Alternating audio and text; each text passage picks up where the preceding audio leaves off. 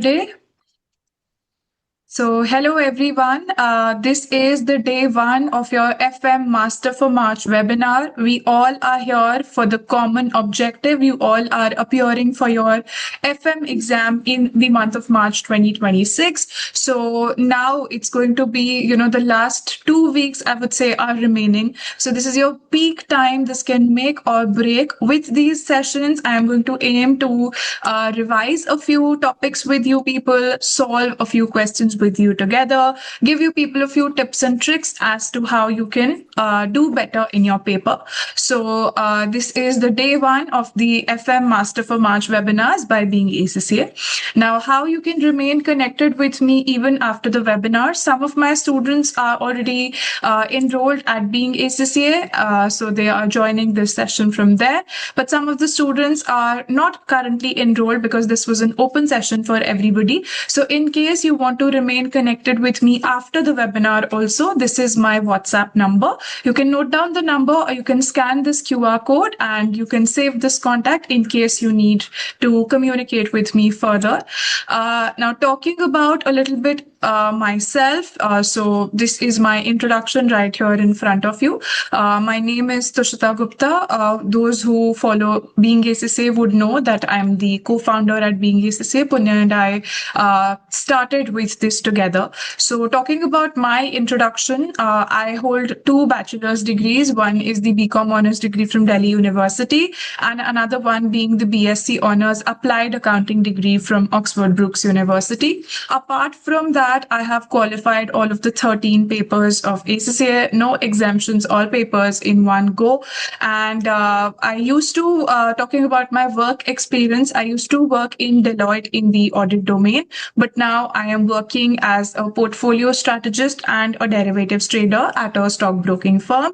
And I also mentor you people in the times that I work after my normal working hours and on the weekends. So mentorship, guidance, teaching, this is something which I really enjoy to do. Hence, I take out extra time to do this. And over these past 3.5 years, I have been fortunate enough. I feel satisfied to have, taught, to have mentored more than 5,000 students over these years. And I intend to take that number even further to help you people clear your exams and even beyond that. So this is a little bit about myself. Now, talking about the FM paper a little bit. So here are the worldwide passing rates in front of you.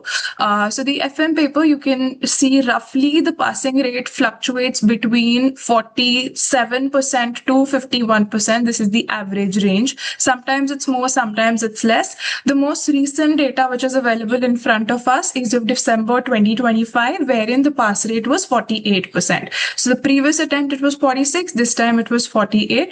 So I won't say that it is very less of a passing rate, especially when you look at the pass rates of papers like PM, papers like audit. So we are very blessed, I would say, in the FM paper that we are still left with some sort of predictability, which is not the same in case of PM at least. So I also teach PM students. So PM is one such paper where if they come to me and ask me that what topics should we prepare for section C, I have to tell them that there's no specific topic. Your entire syllabus can be tested in section C. Anything and everything. The examiner does not give you any sort of guidance or any sort of patterns which they're going to stick to or which they're going to follow. Everyone is requested to keep your microphones on muted so that there's no disturbance in between.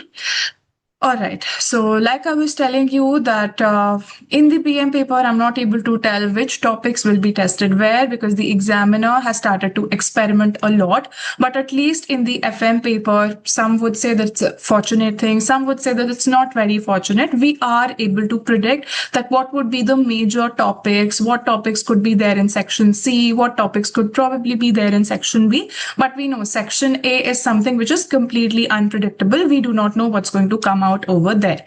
So the passing rates, I would still say, are better than the other papers of your skill level.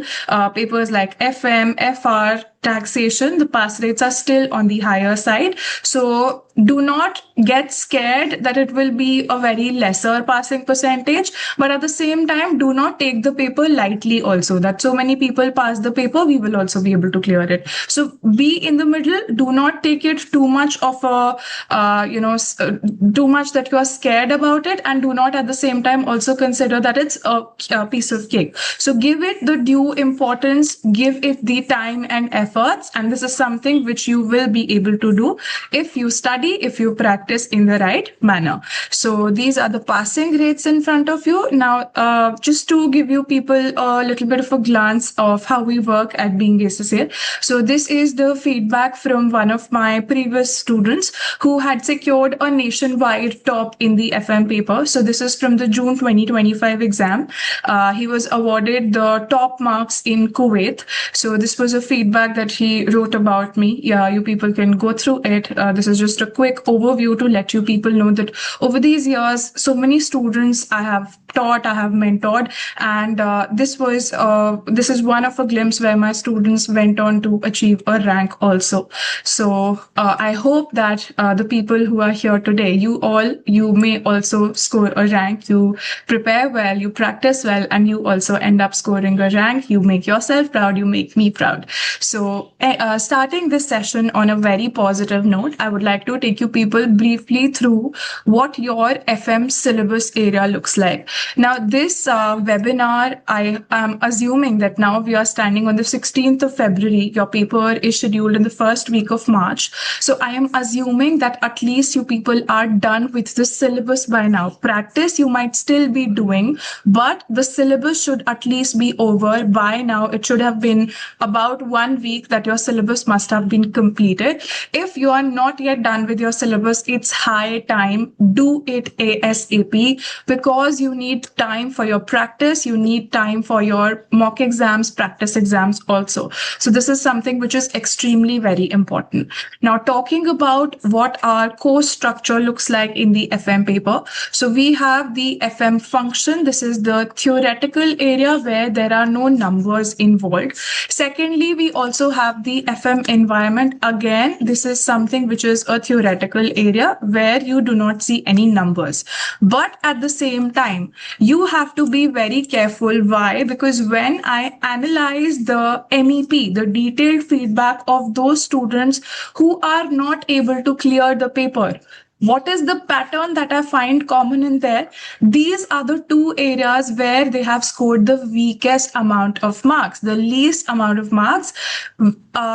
Considering the fact this is the easiest area of your paper, most scoring area of your paper. So why do you people lag behind here? Because most of you think that this is a theoretical area. I will just read through it. I don't even need to pay attention to it. I will magically solve all the questions correctly coming from this area. This is the biggest mistake which the students are making, and that is the result that you end up with. So please ensure, guys, that you people are not ignoring these theory related areas. These may look very easy, but if you are not giving them the due time and attention, they can also cost you your attempt. 2 marks more, 4 marks more, which can come from this easy area, could have been the difference between failing and passing. So do not leave anything, especially when it comes to ACCA papers. Selective study is not something which is going to work over here. Moving forward, we have the third area, that is the working capital management. Here we have both numbers as well as concepts. I do not like to use the word theory a lot, but this is the word which students usually use the most and are able to understand this particular word. So here we would say that concepts and numbers both are tested, and this is one of the areas which we say can appear in the section C of your paper. 3 areas appear most often when it comes to the section C of your paper. One of them being working capital, another being investment appraisal, and the third one being the business finance unit. So business finance, this also includes the VAC area, right? So all these 3 topics that you people see that I have tick marked for you, these are all inclusive of what usually comes up in section C. Now, in no manner am I telling you people that beyond these three sections, nothing is going to be tested. But I'm telling you people what the pattern looks like. So the pattern usually is that any two out of these three areas which I have highlighted end up getting tested in the section C of your paper. So again, investment appraisal is also something where you have numbers as well as concepts. Business finance, again, numbers as well as concepts. Same goes for business valuation. Same goes for risk management. Now, what are the topics which you will usually find in section B of your paper? Business valuation, risk management. These most often end up appearing in section B of your paper. Now, again, I am not saying that this will be the only thing which can be tested, but this is what the pattern tells us. This is the pattern which has been repeating ever since I used to appear for my exams until now onwards, which my students tell me. So this is what the pattern majorly looks like. No area of the syllabus is something which you people should leave out upon. Selective study is not going to work in ACCA.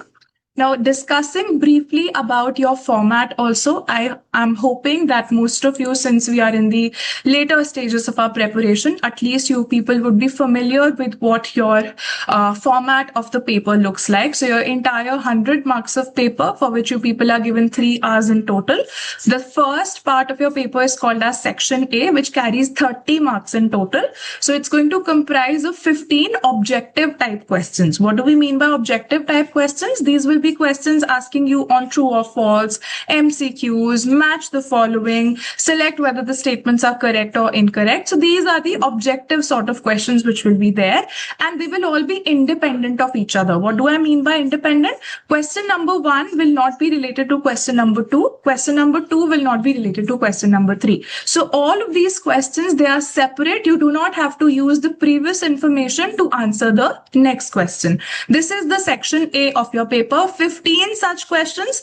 Each question is going to carry 2 marks. So if you get that right, you get 2. But if you get it wrong, then you lose out on those 2 marks. So you get a 0. There's absolutely no negative marking in any paper of ACCA, right? Now, there's one more thing which I would like to clarify to you people. Whenever sometimes you are getting questions in section A or section B, there might be a scenario where 2 statements are given to you. Statement 1 is given to you. Statement 2 is given to you, and you have to select whether the statements are true or false. Can you guys let me know that in case I am correctly marking the answer for statement 1, which is false, I have marked it false, but second statement is true and I have marked that also as false. What do you think? How many marks am I going to get there? It's going to be a flat 0. So guys, be extremely very careful whenever you're solving questions like these, because even if half of your answer is correct, you will not get half of the marks. It's either a 2 or a flat 0. So please be extra careful, be extra sure when you are marking your answers pertaining to questions like these. So this is what the section A of your paper primarily looks like. Now coming towards section B, section B is also going to have objective type questions, but here the pattern is going to change a little bit. How will the pattern change? Still your questions will come up for 2 marks each, but now here you are going to be presented with case studies. So one case study is going to be provided to you people. Basis that case study, you people have to answer how many questions? How many questions on one case study? 5 questions basis 1 case study. So every question is going to carry 2 marks. So 5 times 2 will give you 10 marks in total for 1 case study. Same way you people will be given 2 more case studies. So 3 case studies in total. Every case study carrying 10 marks each, which is going to bring your total to 30 marks. That is there for section B. Give me just one moment, guys.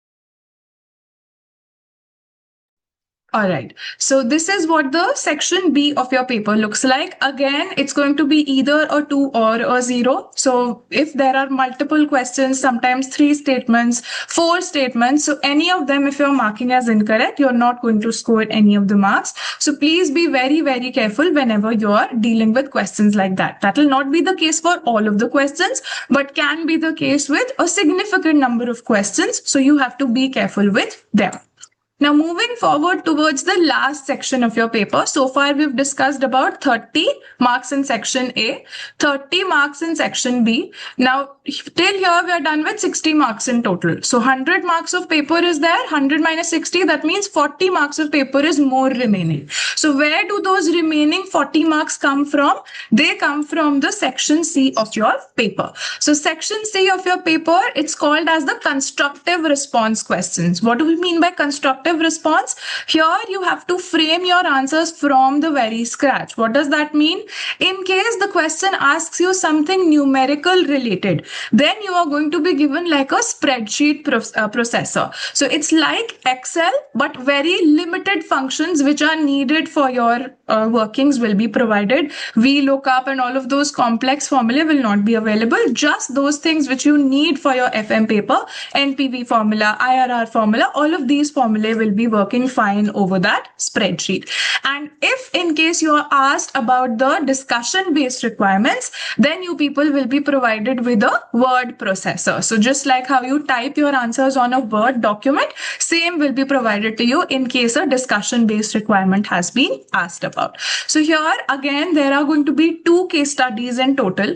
One case study will test you for 20 marks. Now again, this 20 marks will be bifurcated in different requirements. So maybe if one case study is tested from investment appraisal, for 10 marks, they could ask me to calculate the NPV. For 6 marks, they could ask me something related to the theory area, the discussion based area of the investment appraisal. And for another 4 marks, maybe they ask me about another topic from the same unit or another unit. The questions can be mixed also. Yes, I will be showing you people how you can frame your answers in a structured manner so that you people will be able to score good marks. So yes, I plan to do that.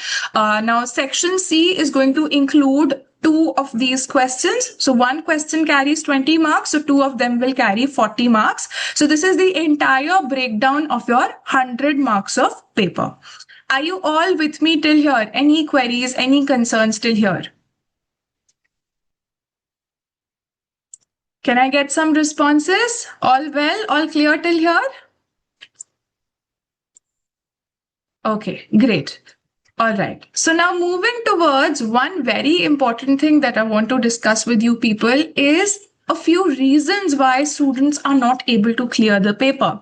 So, there are a lot of things which can go wrong. Now, I can tell you what are the things that you should not be doing. So all of these things, these are the characteristics, these are the features of the students who are not able to clear the paper. So you have to do the opposite of it. You have to solve these problems so that you do not end up getting the same result. So the very first reason why students are not able to succeed is lagging behind in exam practice. Many of you will be, or most of the students, I would say, go for this approach that they start studying very late for the papers. 2 weeks before the exam, they are picking up the books, they are seeing what the syllabus is all about. If that's the level of your seriousness for a professional level paper, I am sorry, but nobody can help you succeed. It's not just about ACCA, it's about life in general also. When you are dealing with things that are professional in nature, you have to be prepared, you have to take things seriously. So your syllabus should be completed on time. If maybe you have delayed it for the FM paper, from the next paper onwards, try to make it a habit that you are finishing the syllabus on time, as the things should be going ahead. And then enough time has to also be dedicated towards the practice aspect, because both the things are important to score marks in your paper. Knowing just the concepts with no practice will not help you clear the paper, and doing only practice without the knowledge of the concepts is something which is completely impossible in its own. So please ensure that you are balancing both of the components well. You learn your concepts on time, finish them, cover them, and then head towards as much practice as possible. Further, another reason why students are not able to clear the paper is not being able to understand the requirements. So sometimes what happens is when you people are in a time pressured setting, when you people are sitting in the examination hall, a lot of times, I know that it might sound very stupid or something like, is this even a thing to say? But yes, this happens. Sometimes students in haste, in nervousness, in anxiety, you people do not read the questions carefully. You just go through it in a hasty manner, and because of which you are not able to clearly understand what exactly the requirement is asking from you. So if you are not understanding the requirement, how are you going to answer what is being asked from you? So it's very important, it's imperative that you read and understand the requirements properly. You do not have to end up answering what you want to tell the examiner. You have to answer what the examiner has asked from you. If I am asking you people what day it is today and you people are telling me the date, your answer is going to be incorrect. So you have to ensure that you understand the requirements properly. Then another mistake which the students make is with respect to time management. Now, you people could be the complete pros. You could be champions at knowing the concepts of the FM paper. But if you are not able to complete your paper on time, let's suppose you ended up leaving out on 10 marks of your paper. Do you people think that it will be very easy to clear the paper? If you're not able to attempt all of the marks in the paper, do you think it will be very easy to clear the paper? No, it's very difficult. Scoring 50 out of 100 or scoring 50 out of 80 or 50 out of 90, any day 50 out of 100 will be easier. The more number of questions that you attempt, the higher your chances of passing get. So please ensure that you're taking good enough time to also master your time management. Whenever this is something which you should be dealing with, like this habit should be built in you people from the time when you actually start your practice itself. So when you begin your kit practice, when you're practicing the mock exams, the past papers, ensure that you sit in a timed environment. You set a timer for yourself. Do you people know what's the rule that we have to follow for time management? How much of time should be devoted for how many marks? Do you guys know that?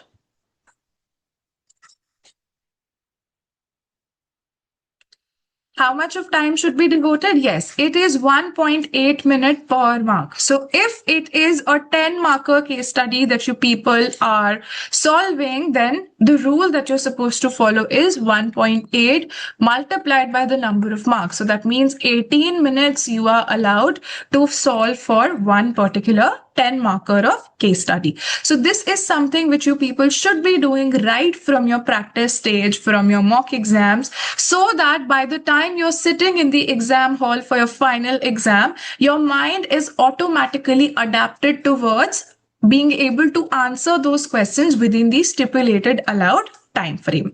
So this is one thing more that you people have to be careful about. Another thing is poor examination technique. What do I mean by this? Poor examination technique means maybe you people are randomly experimenting which section you want to attempt earlier. Throughout my entire practice, when I was practicing mocks, I have moved sequentially. I first did section A, then I moved to section B, and then I attempted section C. But suddenly on the day of my exam, I started with section C first. This is something which can be disastrous. If you want to experiment with the sequences, do it at the time when you are solving your mock exams. Test your strategy. Does this particular sequence work for you or not? So your exam technique, the way that you're going to solve your paper, the sequence in which you're going to solve your paper, that should be something which you should test in advance in a pilot environment, in a demo environment, so that you get to know which is the sequence that is going to work for you. Now, personally, what I have followed for all of my papers, which has worked for me and majority of my students, is always going sequentially. I always recommend, I myself followed this approach where I always solve the question paper in the sequence. That means I started with section A, then to B, and then to C. This is something which may or may not work for you, but this is what I recommend. If you ask me what I would do if I were in your place, I go in the chronological sequence. You can definitely, I'm not saying that you cannot go for another sequence. You can go for another sequence as per your liking, but it has to be tested before in mock exams under proper time scenarios so that you get to know whether the strategy is going to work for you or not. Another thing that you have to be careful about is students who are not able to clear the paper. I often see that they lose out marks in the knowledge-based questions or the theory-related questions. So all of the students who are enrolled with me at Being ACCA, we have already shared with you a theory knowledge-based document. So those are the questions which are most repeated in the ACCA papers when it comes to the discussion-based scenarios. The FM paper, the repeated questions, I have compiled it all in one place, given you people the answers for that. So my recommendation will be that you spend at least half an hour every day with that PDF. It's not a very lengthy PDF. It's a small, I think 20 pages at max that PDF is going to be. So you have to ensure that you spend at least half an hour with that PDF every day from now on, if you're not already doing that, so that all of the questions which are commonly tested, even if you're not getting the exact same requirement in your paper, then you can use the information that you have learned in that document to answer other scenarios also, right? So this is one more thing. Another thing that you have to be concerned or careful about is you should not ignore the minor areas. So by minor areas, I am particularly implying towards syllabus area A, syllabus area B, which is about the theory-based concepts, the financial management function and the financial management environment. These are the areas which you do not have to ignore, because I have told it to you people already that if these are the weaker areas, this is something which I find as a feature of those students who are not able to clear the paper. So if you want to maximize your chances of passing, you absolutely do not have to ignore the minor areas. Then another thing we have already discussed is that you people sometimes are not answering the requirement. You're writing your answers, but whatever your answer is, it does not exactly answer what the examiner has asked from you. So ensure that you're understanding the requirement properly, and only when you have understood what the examiner is asking you, then only you frame an answer which exactly answers what the examiner has asked from you.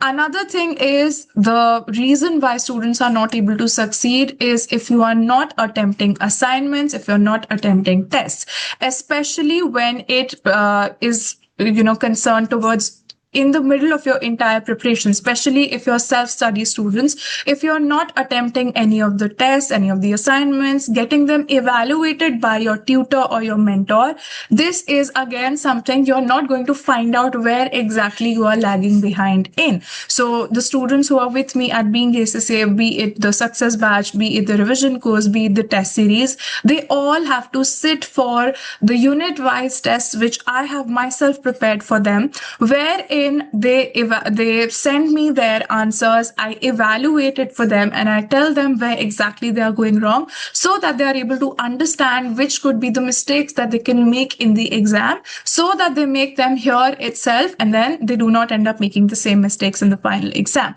So please ensure that you are attempting the assignments, you're attempting the test, and preferably getting them evaluated by somebody. Another thing is ignoring or taking a mock exam lightly. Now, you people would have heard a lot of ACCA tutors and mentors telling you people that mock exams are something which is absolutely non-negotiable. Be it whether you are studying with someone, be it you are studying completely on your own via self-study, mock is something which is extremely important for each and every type of students. Before you sit for your final exam, if you're not not appearing for a mock exam, it's going to be very, very difficult. Consider the recent examples. We have the Cricket World Cup going on right now. Even the best of the players, they do go for the net practice, right? So you also have to ensure that before you go for your final exam, you have to sit for a mock under proper time conditions, get it evaluated by somebody so that the mistakes which you can possibly make in your final exam can be identified today itself so that you do not make those mistakes again. Because here, making the mistakes won't cost you much. But if you make those same mistakes in the final exam, they can cost you your time, your money, your efforts, and everything. So ensure that you are not taking the mocks lightly. You are attempting mock and you are getting it evaluated by somebody. Then another thing which you people should be concerned about is some of the students I notice that they have a habit to overcomplicate the simple things. A concept could be extremely very simple, but I don't know what they are actually trying to do. They mix and match, they merge concepts together, and then there's a whole smoothie of concepts that they prepare, and that's completely not what is needed. The things should be kept as simple as possible. You understand a concept, you practice questions based upon it. Do not try to overcomplicate the things. The simpler you try to make the things, the simpler your life is also going to be. Another thing why students are not able to succeed is when they take the things for granted. What do I mean by taking the things for granted? If, let's suppose, you are enrolled with some of the tutors, sometimes there can be a tendency that you will be thinking, it's okay, I will do this later. I already have the recording, I'll watch it later. But does that later actually come? Does it come at the right time, or do you delay it way too much?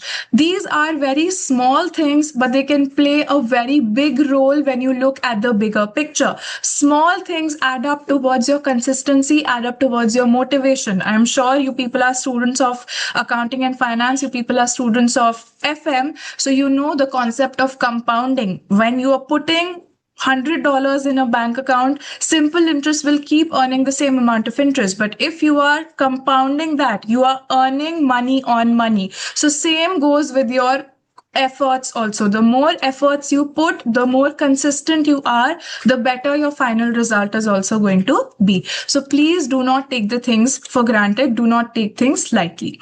Another thing, very big mistake that I would like to emphasize upon, FM students think that FM is a numerical paper completely. How many of you think like this, that FM is a completely numerical paper?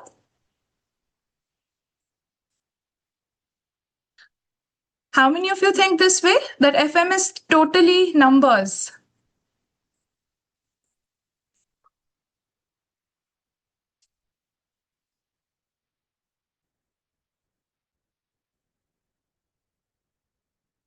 Yeah, Jesse says, I made this mistake in the first attempt. So this is a very big mistake. If there are lesser number of students who believe so, I would say it's a good thing. Those of you who still think that FM is a numerical paper, you are heavily mistaken. FM paper is a mix of numbers as well as discussion.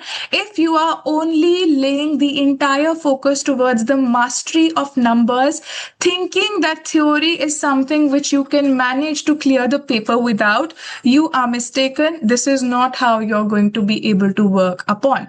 So do not consider FM to be a numerical paper. Consider it to be a balance, just like how things work in real life, right? Nothing is black and white, things are gray. So you have to work with numbers also, you have to work with discussion areas also. Because when consider this from the real perspective also. You people are studying ACCA. You people want to become qualified professional chartered accountants so that you will be working in companies wherein you will be giving them suggestions whether to go ahead with things or not. If they go ahead, what will the scenario look like for them? Will they make profits? Will they make losses?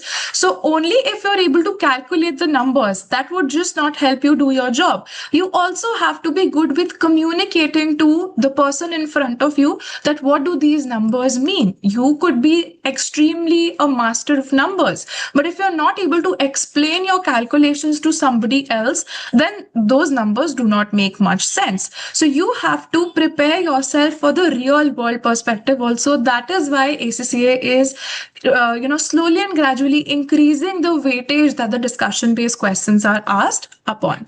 So please ensure that you are, when you're doing your practice, a lot of students I have seen making this mistake, that when, let's suppose you're practicing a section C question, 10 marks of NPV question was there. So you open your Excel properly with discipline, you're typing out and solving your final NPV. But then another question for 6 marks was there in which you had to discuss your answer. So 90% of the students just think that I will give the answer at the back a read and I will move forward to the next question.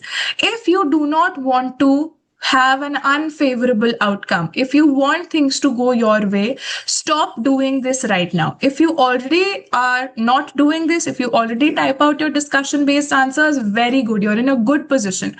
But those of you who are doing exactly this, that you are just reading through the discussion based answers and moving forward, not typing them out on your own, you are doing a very big mistake. If you really want to clear the paper, if you want the things to work your way, you have to start practicing with typing out your answers. If you're not typing out your discussion based answers, I am sorry, but your question practice is incomplete. You will not be magically be able to write perfect discussion based answers in your final exam if you are not practicing enough in your preparation phase. So these are a few common mistakes which the students make, and these are the mistakes that you people have to avoid.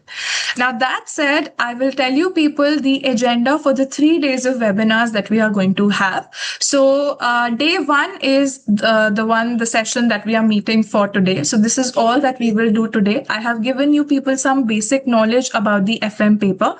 We will be revising 2 broad concepts of our syllabus, which is going to be, one of them is going to be working capital, another one being the business valuation. These are the 2 areas which we are going to be revising today. And along with that, once we finish up with the revision, so this is going to be a brief revision because my major focus is going to be on the paper practice. So we will be practicing the most recent past paper which is available to us, September-December 2025. The questions were published just in the month of January when your results were released for the December 25 attempt. So we will be practicing the question number 1 of that most recent past paper, the September-December 25 past paper. I will tell you people how you have to structure your answers, structure your explanations, and what are some of the common mistakes which students make, which you people should also learn to avoid. So this is what our agenda for today looks like. Then the agenda for our day 2 of the webinar. I have already conveyed the dates to you people. The revised dates were shared on the groups as well as the Instagram story. So the day 2 of the webinar, we are going to be revising another 2 broad concepts of our syllabus, cost of capital as well as risk management. These are the 2 areas which we will revise. Then we will move towards the question 2, that is the second constructed response question from the most recent past paper again. And the same thing, I will tell you people how you have to structure your answers and what are the common mistakes which you people should be avoiding. These 2 days are going to be completely free of cost for anyone and everyone to attend.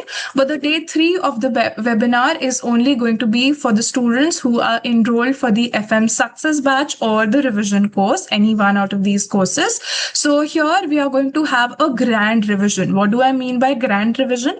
Here we are going to revise the entire syllabus in one shot. In one sitting, we will revise the entire syllabus together in 2 to 2.5 hours. So we will consolidate each and everything that you people have learned, covering all of that thing, putting the things together in a nutshell so that you people will be through with a good revision, and then the practice and more polishing up you people can do until the time which remains for your final exam.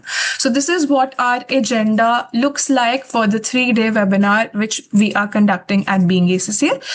In case you people want to enroll for the revision batch for March 26 attempts, enrollments are still open. What all do you people get as a part of it? Entire syllabus is going to be revised chapter wise with you people. This is all in a pre-recorded format. We will be having 6 unit wise tests. These are again question papers which I have prepared on my own from the very scratch. These are not questions from any of the kits or the past papers or the study hub. These are questions which I have prepared on my own basis my past experience and my the latest exam patterns. So you submit them to me. I myself evaluate these tests for you. There are no teacher assistants or any junior tutors to do this evaluation work. I myself evaluate these for you and I give you the feedback where you're going wrong, what are the things that you can improve. 2 mock evaluations are also a part of this particular batch, which again I myself will evaluate for you. Live sessions are going to be conducted for your practice. You will also be getting the access to the past paper question recordings, and you also get the access to my unlimited query support. So no matter how many doubts you people are getting from any of the areas where you are practicing your questions from, so you can send me those doubts and I will be helping you out with your queries as well. So this is all that you are going to get as part of the revision course. Earlier, the fees for the same used to be $65, but now we are offering it at a special fees of $50 only. So in case you want to go ahead with the enrollment or you would like to know some other details, this is the number you can reach out to me on. Now, moving forward, I will also give you people a schedule which you people can follow from day after tomorrow onwards. So I'll be sharing that schedule on the group itself, which we have created, maybe tomorrow or day after tomorrow early in the morning. So this is the schedule that you people can follow from 18th February till the rest of the time that's there for your exam. Now, this is the setting of the agenda and everything that we are going to do for today. Are you all ready now to get started with the revision of working capital? All with me?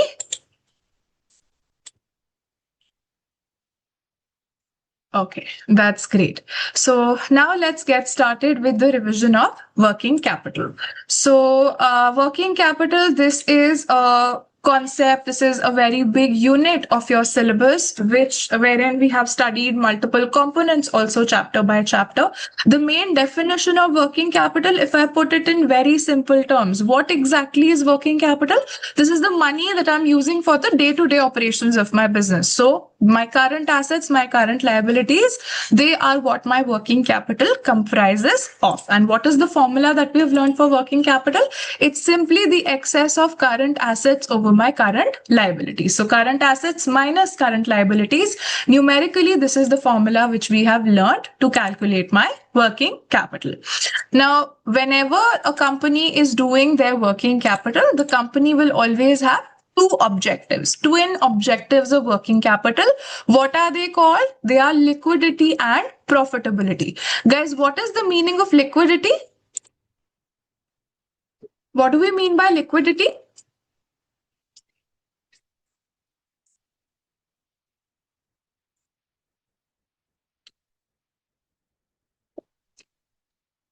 Yes, liquidity means how easily you can convert something into cash. Are you able to meet your obligations on time when they are due or not? Absolutely right, everyone. That is liquidity. And then we have one more objective with working capital, that is profitability. Profitability, we all know that even a person from a non-commerce background understands profitability. Profit is a language which everyone speaks. Everyone wants to make profits. So the ability of the business to be able to earn profits, that is profitability. Now, any business wants to have both of these things. What do you people think? Is it possible for a business to have both of the things at the same time? Is it possible to have a lot of liquidity along with a lot of profitability? No. There's a conflict that exists over there. Why? In case I'm having too much of liquidity, that means I'm keeping a lot of cash with me. Now, if I have too much of cash in my drawer, the cash that I'm keeping in my drawer, it does not multiply by itself. What do I have to do to multiply cash? I have to invest it in places so that it gives me profits. So I could be having a lot of liquidity, but then my profitability will be less. Again, if I focus too much on profitability, what will I do? I will invest all the money in different investments, and then I will not have a lot of cash. So if I do not have a lot of cash, I will not be able to pay my liabilities when they fall due. So these are the twin objectives that we want to achieve with working capital. And the problem that we have is that both of them, it's not possible to achieve together. So what does a company should do? Whenever too much of everything is, too much of one thing is bad, what do you try to do then? If too much of something is bad, what do you try to do? You try to maintain a balance. So you balance both of the things. A company will decide on their own how much of liquidity do they want and how much of profitability do they want to have. Now, with respect to working capital, we have learned that different components are there. So individual chapters are there in our syllabus where we have learned about the components one by one. Within my current assets, I have my inventory, I have my cash, I have my another current assets is in the form of receivables. And when it comes to liabilities, I have learned the concept of trade payables. So we have different components, different chapters that we have as part of our syllabus. Inventory chapter teaches us all about inventory, how much inventory a business should have, when the business should be placing an order for new inventory, why is it important to store inventory. These are the questions that we learn answers to in the inventory management chapter. Then we learn another chapter which is about the cash management. So how much cash should a company be keeping with themselves? So we have learned different models over there. One of them we've learned is the Baumol model, and another one is the Miller-Orr model. Do people recollect these models? Baumol model is very similar to another model which we have studied. What's the name of that model? Yes, it's similar to the EOQ model. Absolutely right, guys. And then we have the Miller-Orr model where we have learned about the spread, upper limit and lower limit. So these are the cash related models. Then we move forward towards the receivables and payables chapter. So within receivables, we have learned again multiple concepts, early settlement discounts, factoring, invoice discounting. And then further in this chapter, we also learn about the working capital, the first chapter itself, where we are getting introduced to this unit. We learn that the working capital position of a company can be measured using the ratios also. So the different categories of ratios we have learned about over here. We learned about the liquidity ratios. What two ratios are usually considered as the liquidity ratios, guys? These are the ones which you people have been learning since a very long while. Yes, these are the current ratio and the quick ratio. Quick ratio is also called in other words as the acid test ratio. Very good. Then we have learned another set of ratios which we call as the activity ratios or efficiency ratios. So here we have learned about the inventory holding period, receivables collection period, payables payment period, all of these ratios which are related to the working capital components. And then we also learned about the concept of the operating cycle. In a crux, in a summary, what exactly is operating cycle? It is the time that the business takes to get the money back from the time when they have started to invest the money. So what does a business do? They have to prepare the goods for selling to the customers. So first they have to buy the raw material, then the labor is going to work on that raw material. So you have to pay for labor, you have to pay for material, you have to pay for the processing related costs. Ultimately, that inventory which you are finishing, that is going to be transported to the stores. In the stores, it will sit there for some time until somebody decides to come and buy that item. When they buy that item, they will ultimately not upfront always pay you the cash. So it will take you some more amount of days to get the cash also back from the customers. So how much time does it take for a business to complete this entire chain of operations, right from when they start investing till the time that they start to receive the money from the customers? This cycle is called as the operating cycle. And what do you people think? The longer the cycle, this better, or the shorter the better? What is better, shorter or the longer? shorter the cycle, the better it is going to be for the business. Because if it is shorter, that means cash will come to the business at faster intervals. So the cash problem is likely not going to be faced by a business if the cycle is shorter. But the longer the cycle becomes, then there can be chances of liquidity crisis. Absolutely right, guys. Then we have also studied two of the different policies as part of the working capital chapter. Most of the students end up getting confused when the questions are asked in the paper regarding these policies. A lot of students get confused, they mix these policies. So I will clear it out for you people today. There are two kinds of policies that we have studied. One of them is called as the current asset investment policy, and the other policy is called as the current asset funding policy. So investment, like the name itself is telling you, how much of investments are you doing? So are you doing a lot of investment in your current assets? That means you have too much of inventory, you have too much of cash, you are giving too much of credit to your customers. That means you are playing very safe. You do not mind paying extra costs, but you do not want to face the risk of getting out of inventory. You do not want to face a risk of stock out. You do always want to have some extra cash just in case of some emergency. So yes, absolutely right, Ritika. We call that as the conservative investment approach. Then if I do the opposite of it, I keep too less of inventory, too less of cash. What kind of a current asset investment policy would that be? That would be the aggressive policy. And when I try to maintain a balance, because both of them are bad, being too safe, being too risky, both of them are bad, we should be trying to strike a balance. So yes, that is called as the moderate investment policy, where I am keeping a decent amount of investment, not too much also and not too less also. This is the moderate current asset investment strategy. So investment is all about how much money you are investing. Then coming towards the funding policy, again, have a look at the name. It says funding. Funding means where you are getting the money from. The money that you're using as working capital in your company can either come from long-term sources of finance, for example, equity capital, debentures, loan notes, bank loan, or sometimes the money can also come from a short-term source of capital. So it could be bank overdraft, it could be payables, it could be bills of exchange. So in case as a business, what do you people think we suggest? Yes, funding or financing policy, both of them are considered to be the same. Now I am asking you people, you're also financial managers, or at least someday you people are going to be. So can you let me know that if I need some money if I need some asset for a short-term duration of time, from where should I borrow money? Short-term sources or long-term sources?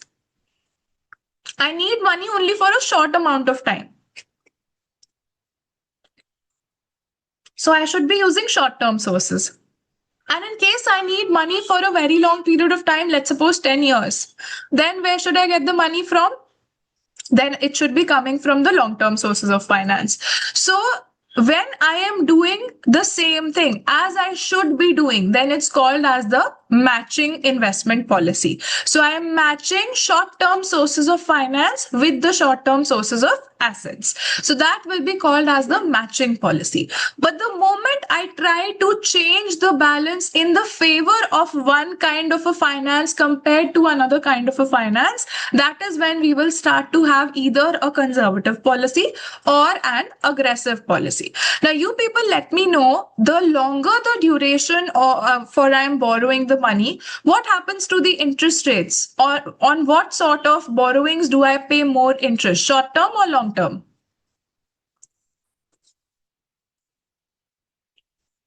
Over long term sources, I have to pay more interest. Why? Because with time there's more risk. So more risk means I have to pay more interest also. So then whenever you're talking about an aggressive person is the person who likes to take a risk. They want to maximize their profits, but they're okay to take as much risk as they possibly can. They just want to have as much profit as possible. So if you want to maximize your profits, you will be focusing on reducing your cost. So what is cheaper? Short-term sources are cheaper. So an aggressive person will do what? Short-term sources, he will automatically finance using short-term sources of finance. But in case he needs money for some long-term assets, if not all of that money, but some of the money, he will try to use from the short-term sources of finance. So this is what happens in the aggressive policy. The exact opposite of it is what a conservative person is going to do. What do we mean by conservative? Conservative is that kind of a person who does not like taking a lot of risk. So they will not mind paying a little bit extra money, but they want to have a good night's sleep. They want to sleep peacefully at night. So what are those kind of people going to prefer? They will prefer to use more of the long-term sources of finance because they know that they don't have to repay it back within a very short duration of time. They will have enough time to repay it back as and when they are able to. When the assets is going to give them the benefit, then they will be repaying that money to whoever had lent it to them. So a conservative person will not just use the long-term sources of finance for the long-term assets, but even for some of the short-term assets, he is going to use that money that is going to come from the long-term sources of finance. So this is the main distinction between the current assets investment policy versus the funding or the financing policy. Are you all with me till here? Do you all follow till here? Okay, great.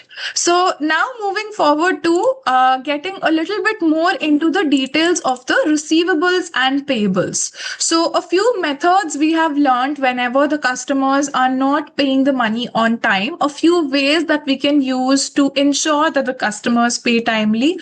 One, I can issue monthly statements to my customer that this is the things that you have purchased from me on credit. This is the money that you have to pay to me. Similar to how banks will send you your bank account statement. If you are using credit cards, bank will send you a credit card statement also that this is the amount of money which you have spent over the month. You spend this much here, this much here. Now at the end of the month, this is the amount of money that you have to pay back to us. So this is what a monthly statement is. Or if the customer is not making the payment, you can also stop their supplies. So stop giving them more goods until and unless they clear the pending payment that is there with you. Another thing is you can send them letters that this is the amount of money which you should be paying. Otherwise, we will take some legal action. Still, if they do not pay, then legal action is one more thing which we can possibly do. But this is not usually what we prefer to do. Another thing is we can also have phone calls where we try to chase. So we call the customer. If they are not responding to the letters, if they're not responding to the statements, then we give them a call that please clear the pending balance. We also have to make the payments further. We can also try using a personal approach. So maybe reaching out to the supervisors or the senior management that's there in the company where our customer is located. And another option that we can use is an external debt collection agency. So these are the specialist agencies who are experts to, get the stuck money out from your customers. So definitely you will have to pay them for using their services, but they can get the money out from your customers, which your customers are not paying or have not paid for a very long duration of time. Then numerically, we have learned multiple calculations over here. One calculation that you people can be asked about whether the company should accept or a company should be offering the early settlement discount. So there you evaluate the pros and cons. So you see how much discount we will have to offer. That's a cost for the company. Sometimes there can be some extra admin cost because of introducing some discount. So how much would that increase? How much could it possibly decrease in some scenarios?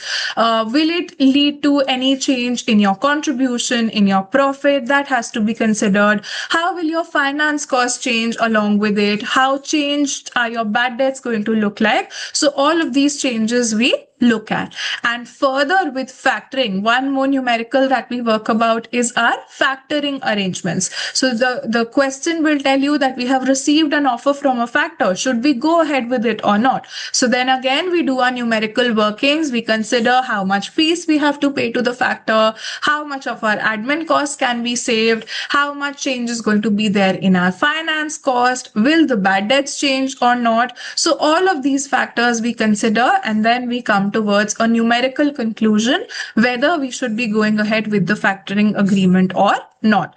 Now, factoring can happen on two bases. One of them is called as with recourse, another one is called as without recourse. So if guys, my customer has not made the payment and I do not have to compensate my factor for it, which kind of an agreement is it? Is it with recourse or is it without recourse?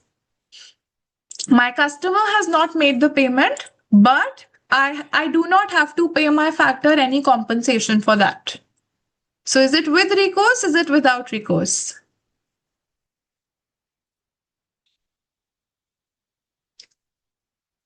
Assume I was the company, you people were the factor for me. You have given me some loan telling me, I was telling you that my customer is going to give me $10,000 10 days later. So you give me the money today. Whenever my customer will give me the money, I will give it back to you. So you said, okay, you can take the money right now. When your customer gives you the payment, then you can return it back to us. So, okay, I took the money and I went. Now the customer is not answering the phones. The customer's office is shut down. He has ran away. So now if that is the scenario, you come back to me to ask for the money and I say, I can't give you the money, my customer has ran away. So is this a with recourse agreement or a without recourse agreement?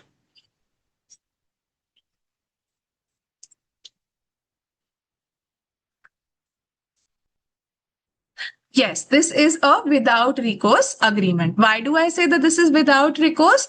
Because when I was signing the agreement, I have agreed that bad debts will be the problem of the factor. Factor cannot come back to me to ask for the money.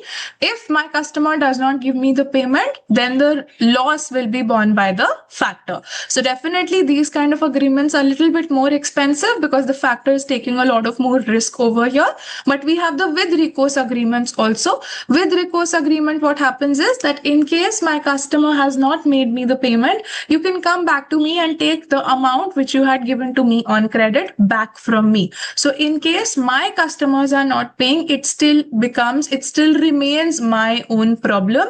You will not have to bear the loss for it. Just a quick difference that we have between invoice discounting and debt factoring is that if with invoice discounting, only a few of the invoices of my customers I am selling to another party and I am taking some credit in respect of that. So my customers, some will pay me in 20 days, some will pay me in 30 days. Maybe I need the money right now. So I go to a bank, I go to a financial institution and I tell them that 2-3 of my customers, they will pay me within these many days. Can you give me some money right now? So once my customers give me the money, I give the money back to the bank or the financial institution. So no customers get to know that I had done something like this, that I had taken some loan from the bank in respect of their invoices. But when it comes to debt factoring, the entire control of my receivables ledger goes to my factor. So now my factor becomes the decision-making authority. How much of customers will be getting the credit? How much credit we will be giving to which customer? When do we send the letters for chasing the payments? How I have to talk to my customers? Everything will be decided by the factor. So here the entire control is given. Customers will also get to know that somebody else is managing my debts for me. So this is the main difference between invoice discounting and debt factoring. In invoice discounting, no customer gets to know. You're doing maybe only a small part of your receivables which you are taking the credit against. But in debt factoring, this is a full agreement. Your entire control is taken over by somebody else. Okay, so this is the main distinction. Now, here we have quickly revised the concepts. Now, I would like to take you people towards the question practice. Before we move towards the most recent past paper that is available, I would like to give you people a little bit of the tips or some of the common mistakes which you people should be avoiding. Now, one thing which you people should always remember is whenever you're solving any section C kind of a question, your first step should always be to read the requirements properly. So before you go ahead to read the whole lengthy case study, your first priority, your first step in sequence should be to read the requirements properly. So understand what the question is asking you and then move towards reading the lengthy case study. Second thing which you people should remember is while you are reading the case study. Now, what was the point? Why did I tell you to read the requirements first? So that you have it stored in your mind that when you are reading the question, you know exactly what is the information you will need for solving those requirements. So anytime while reading the case study, you see that this could be potentially the information which could be used by me, you can highlight that important or useful piece of information. Highlight function is also available over this practice platform. It will be there in your final exam also. I'll show you people as well how you can use that. Further, one more thing that you people should remember is that whatever discussion based answers you will be writing, you have to frame them as per the number of marks that are available. So in case the question is for maybe 2 marks, maybe the length does not have to be very much. The depth does not have to be very much. But in case it's a 6 marker or a 8 marker question, then you have to give enough depth, enough content in your answer, enough analysis in your answer so that it becomes worthy of scoring those marks which are available. Another thing is try to use subheadings for the discussion based answers wherever possible. So any point that you're making, try to create a subheading for that point, and in the next line, frame 2 to 3 sentences as the explanation for that particular point. Now, always remember one more thing, that some of the students think that if you write long essays as your answers, you will be scoring good marks. No, it does not work that way. Think of it from the perspective of the person who is marking your answers also. If you are evaluating an answer for somebody, what will you prefer to evaluate? Some 3-4 neatly structured points or a 200 words of essay? What would you people like to evaluate? Neatly written, neatly drafted points or an essay? Tell me, what would you people like?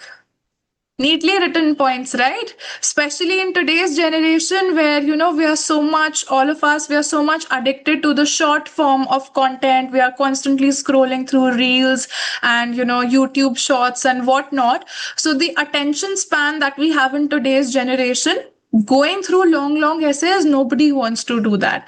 So ensure that what you don't want to read, you're not giving your examiner to read also. So short paragraphs will anytime be better than writing long essays.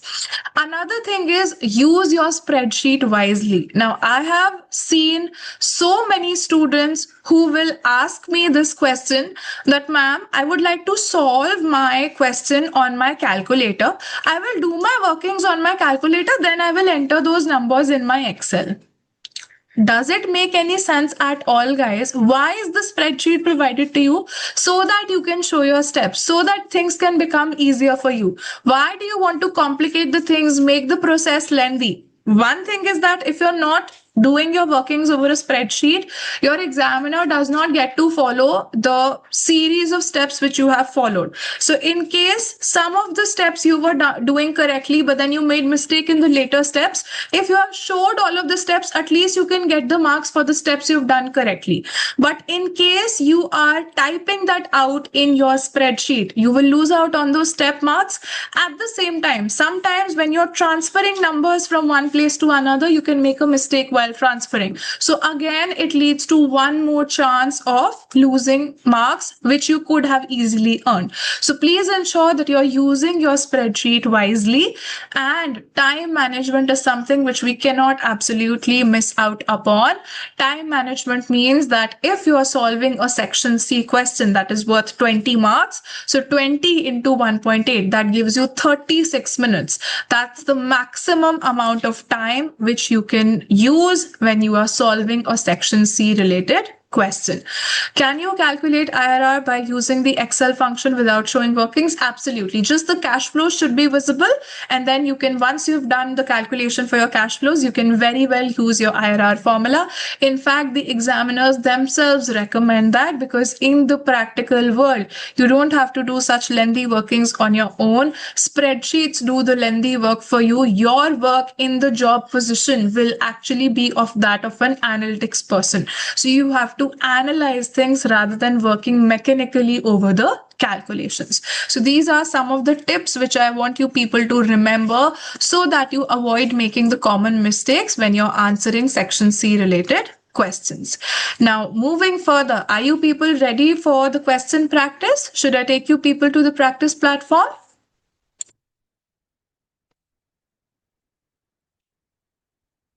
Yes? Okay, great. Allow me a moment while I switch my screen.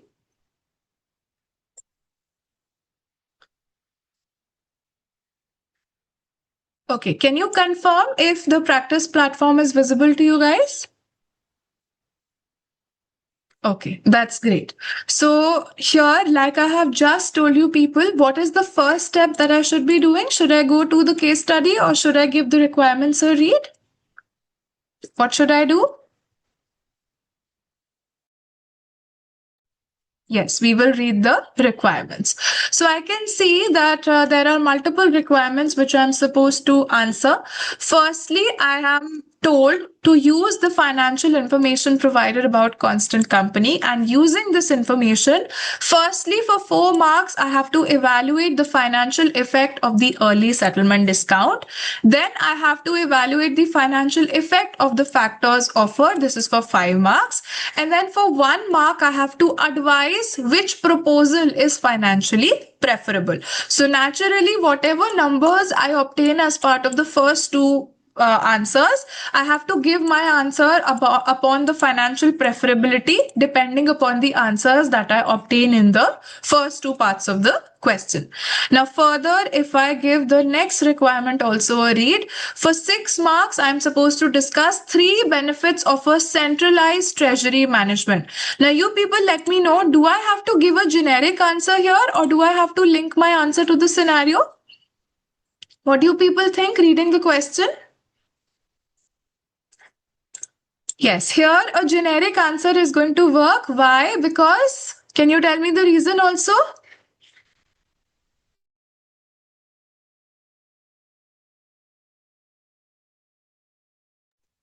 Yes, the name of the company has not been mentioned over here. Absolutely right, guys. So if it would say that you have to discuss the 3 benefits that constant company will get from a centralized treasury, then we will have to write a tailor-made answer, specific answer. But here, nothing, the name of the question has not been mentioned. So we can write a generic answer over here. Now moving forward to one more requirement. So this completes all of the requirements which are supposed to answer. Another requirement is we have to discuss 2 cash management models which are used in financial management. This is worth 4 marks. So 2 models I have to explain. That means I have to explain each and every model for 2 marks. I have to write enough content so that they are worthy of obtaining 2 marks each. Kaushif says, I got this question in my September attempt, 48 marks. No problem. We are going to capture this time. Right? Okay. So here also you people let me know, generic answer or a case specific answer is needed.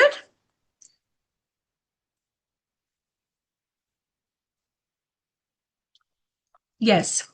This will be a generic answer. Right. Now we have gone through the requirements. So what we will do is, we'll go back to the very first question, and we will now look at what the case study is telling us about.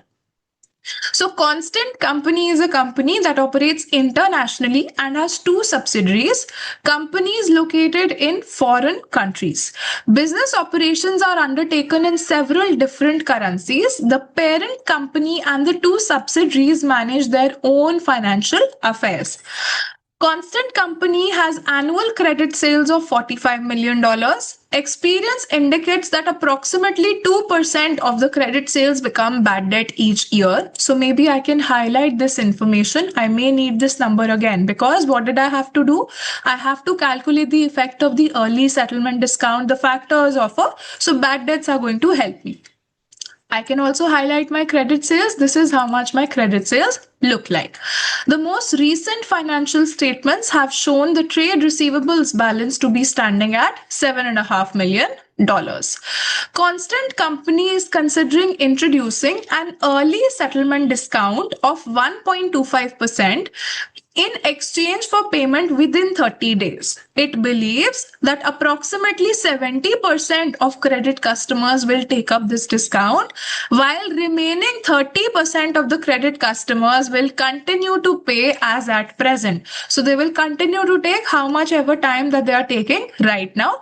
30% will continue to do that. 70% will take the discount. And to take the discount, they will make the payment within 30 days. So bad debts would then be expected to fall by 2 to 5,000 per year. So give a very good importance, emphasis towards the word that has been written. Bad debts are going to fall by 225,000. So here, this is the change itself that has been given to you. This is the direct figure which you will be using. You do not have to compare right now's bad debts to this number. This is already the reduction that has been given to us. So still now the information which we have read, this is enough information to help us solve the first part. We can also give the last part a read because we will be getting to know how many days we should be taking. Should it be 360? Should it be 365? And what is the rate at which they are financing their short-term liabilities? So annual credit sales are not expected to be affected by any change in the receivables management policy. Constant Company has a short-term finance cost of 4% per year, and we have to assume that there are 360 days in 1 year. So all of our calculations, we will not be taking 365, we will be taking 360. And the short-term finance cost is given to us as 4% per year. Are you all with me? Should we get to solving the very first part? Early settlement discount? Okay, great. So here let's have a look. This is part A that we are solving, and of that we are solving the first part. So we have to find out the financial effect of the early settlement discount. So whenever I am considering about my early settlement discount, what are the things that I will have to be concerned about? Firstly, I will see how much are my receivables right now. My receivables are going to change a little bit. So how much of my finance cost will I have to pay more? Will I have to pay less? That I will calculate.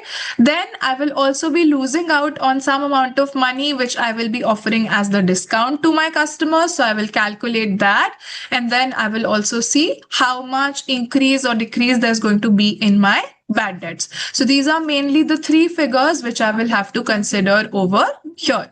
So what do you people say? The very first working that we should get started with is how much of a change will we see in the finance cost? So to find that out, what do we need?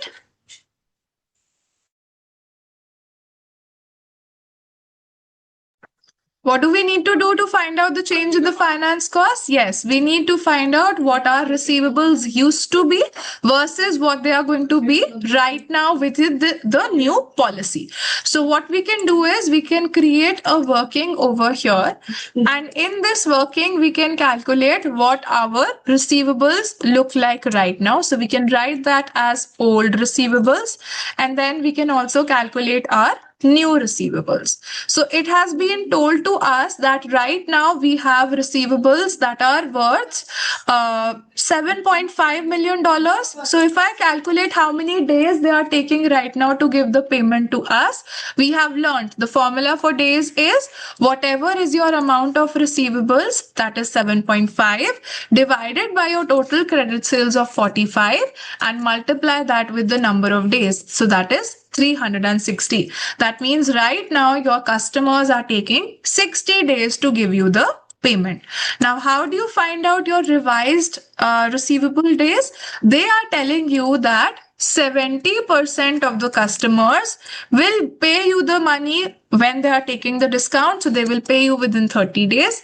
Plus the remaining 30% of the customers will still take the same amount of time that they take right now. How much time do they take right now? It is 60 days that they take right now. So now your new receivable days are going to fall down to 39 number of days. So if 39 number of days is the new receivable collection period, using this figure, I can now find out my new receivables amount. So the amount of my new receivables will be 39 divided by 360 multiplied by my credit sales of 45. So it is going to be 4.875 million, which earlier used to be 7.5 million dollar. So what do you see? Receivables have increased or have they decreased?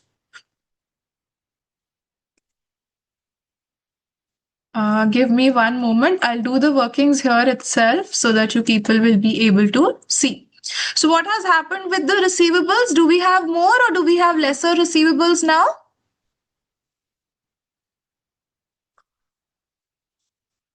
We have lesser number of receivables. So what impact will it cause on our finance cost? Will our finance cost increase or will it decrease?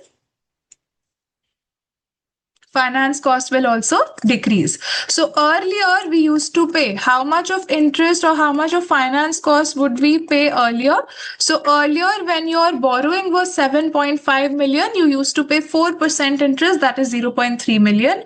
Now your finance cost is also going to reduce. So it will now be 4% of your revised receivables, which is 4.875. So this is how much your finance cost looks like right now. So in our final answer, what we will show decrease in finance cost. So how much has our finance cost reduced? Finance cost has reduced from 0.3 to 0.195. This is all in millions. If you want to do the working in entire zeros, just multiply it with 1 followed by 6 zeros. So $105,000. This is how much of finance cost, how much of interest cost we are going to end up saving. Yes, how did we get the new receivables? I first calculate how much days will now I take to collect the money from my receivables. The question told me that 70% of my customers will pay me within 30 days and remaining 30% of the customers will still take the same amount of time as they took earlier, that is 60 days. So with that, I calculate how much my new receivable days are going to be, and using the receivable days formula, what's the formula that we have learned? Receivable days is equal to receivables divided by credit sales into 360. So I have used that same number. What I have done is transpose the things to find out my new receivables. So receivables will simply be equal to days divided by 360 multiplied by my credit sales. That is how I calculated my new receivables. Are you all with me till here? Decrease in the finance cost.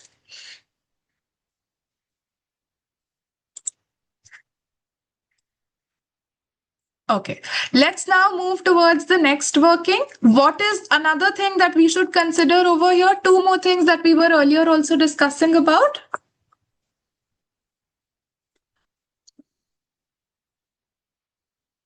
Yes, how much we are going to lose out because of offering the discount.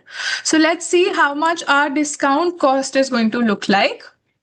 So discount cost. So we are going to offer the discount to our credit customers. Credit customers are worth 45 million. But do I give this discount to all of my customers? Do I give this discount to all of them? No. How many of them do I give this discount to?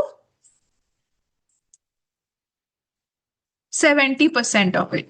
So I consider 70% of the customers will be given the discounts. And what else? Do I give the entire money as a discount? Do I give them things for free? No, I only give them 1.25% of the discount. So this is the amount of money which I am going to lose out because of offering the discounts. Follow this with 6 zeros so that you can get your workings in total terms. This is how much it would cost for the company to offer this particular discount. Then one more thing that we have to consider before we get to our final answer. And also, because this is a cost, I am putting this as a negative figure. This means money lost out by the company. Here, this is a saving in the finance cost, so putting it as a positive number. Yes, the last thing that we will consider will be the bad debts. So you people tell me, should I tell about the bad debts to be a positive number or a negative number? My bad debts will fall by 225. Is this fall in bad debts a good thing or a bad thing? This is a positive thing for the company. So I say the fall or decrease in bad debts, whatever people want to write, decrease in bad debts is going to be a positive $225,000. So what you do is you find out the sum of all of these effects which will happen because of this new policy. So this comes out to be negative 63,750. So this gives you the net cost of implementing this policy. So what do you think? Is this policy acceptable? No, this policy is not financially feasible. How did we find out the finance cost? How did we find out the discount cost? Jesse, the finance cost, how did we calculate is, we first saw that earlier when our receivables used to be $7.5 million, that means I sold goods worth 7.5 to my customers, but my customers used to pay me later, but I have to pay my suppliers on time. So what do? Whatever money my customers owed to me, I take that as a loan from my bank.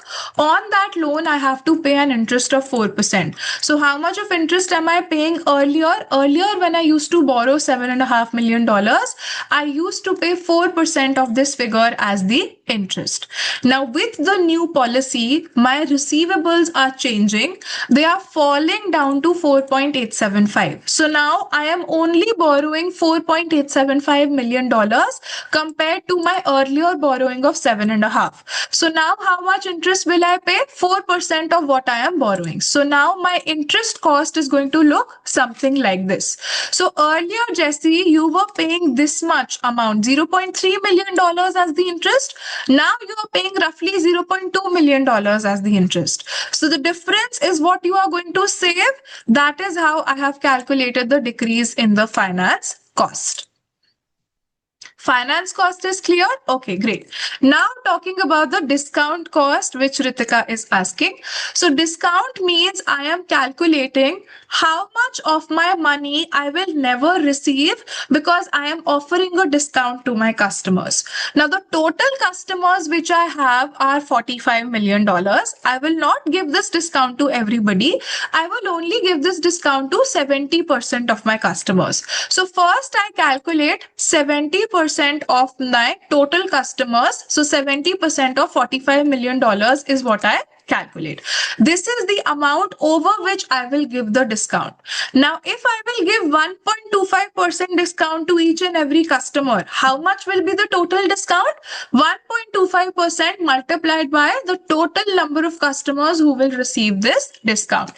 So the first half of my working, this half of my working told me how many customers will get the discount, and then I multiplied it with the discount percentage to find out the total discount which I will be giving to my customers.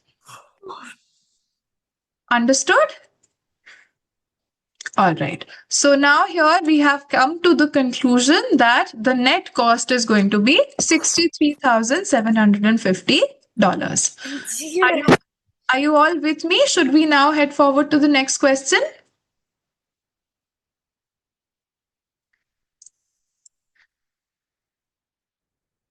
Can I get some more confirmations? Okay. Now let's move forward. Okay. Let's move forward to part B, where we have to find out the financial effect of the factors offer. So I will label my workings here. This is part 2 that I am solving, and now I will calculate the financial effect of the factors offer. So for that, let's give the second paragraph of the question a read. Instead of introducing the early settlement discount, constant company could accept an offer it has received from a factor. If the offer is accepted, the factor would take over managing the trade receivables from the company in exchange for an annual fees of 1.5% of the credit sales. So how much ever revenue we are earning, 1.5% of that we will have to pay as the fees to the factor. And this factor is going to advance 80% of the value of the trade receivables, and for that he is going to charge us an interest of 5% per year. The factor has indicated that it will reduce the average trade receivable days to 40 days, and the bad debts are also going to reduce to 0.5% of the credit sales. So these are all the changes that are going to happen as a result of this particular agreement, that if we go ahead and accept the factors offer, these are all the situations which are going to be there. So again, what are the different aspects that we will talk about? Firstly, we have to pay the fees to the factor, so we have to consider that as a cost. Then we will also be seeing some sort of a reduction in our bad debts. That will be a good thing, that will be a benefit for the company. And another thing is that because the receivables are now going to change, so there is also going to be a change that we will see in the finance cost. So how much of the finance cost is going to change? All of these workings we have to do right now. So what we will do is we will get started again. Now, when we want to calculate the change in the finance cost, what is the first step that we have to perform?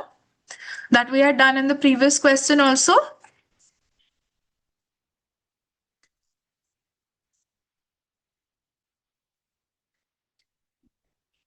Yes, we have to find out the change in the receivables, how much we used to have earlier, how much we are going to have right now. So here we will, ideally you can show the working notes on the right hand side. I am not right now writing on the right hand side because that's where you will be seeing me on the screen. So just so that the workings are visible, I am showing them over here. So right now the old, or you can say the current or the existing, whatever word you people want to use, current receivables that I have with me right now, they stand at $7.5 million. Now, with this new arrangement, factor is telling me that the new days are going to go to 40 days. So here again, if I want to find out how much my new receivables are going to look like, so my new receivables will be the number of days divided by the total 360 days multiplied by 45 million. That is my total credit sales. So now my receivables will stand at $5 million compared to earlier, which I used to have $7.5 million. So how much of finance cost did I used to pay earlier? Finance cost that I used to pay earlier over 7.5 million used to be 4% of this, that is 0.3 million. Now it will be 4% of $5 million. So that comes out to 0.2. So how much of a change do we see in the finance cost? We will say that decrease in finance cost will come out to 0.3 minus 0.2. But this is the working that we are doing in terms of millions. If I bring it to absolute numbers, I just have to multiply it with 6 zeros. So $100,000, this is how much of finance cost I am going to save. Are you all with me till this working?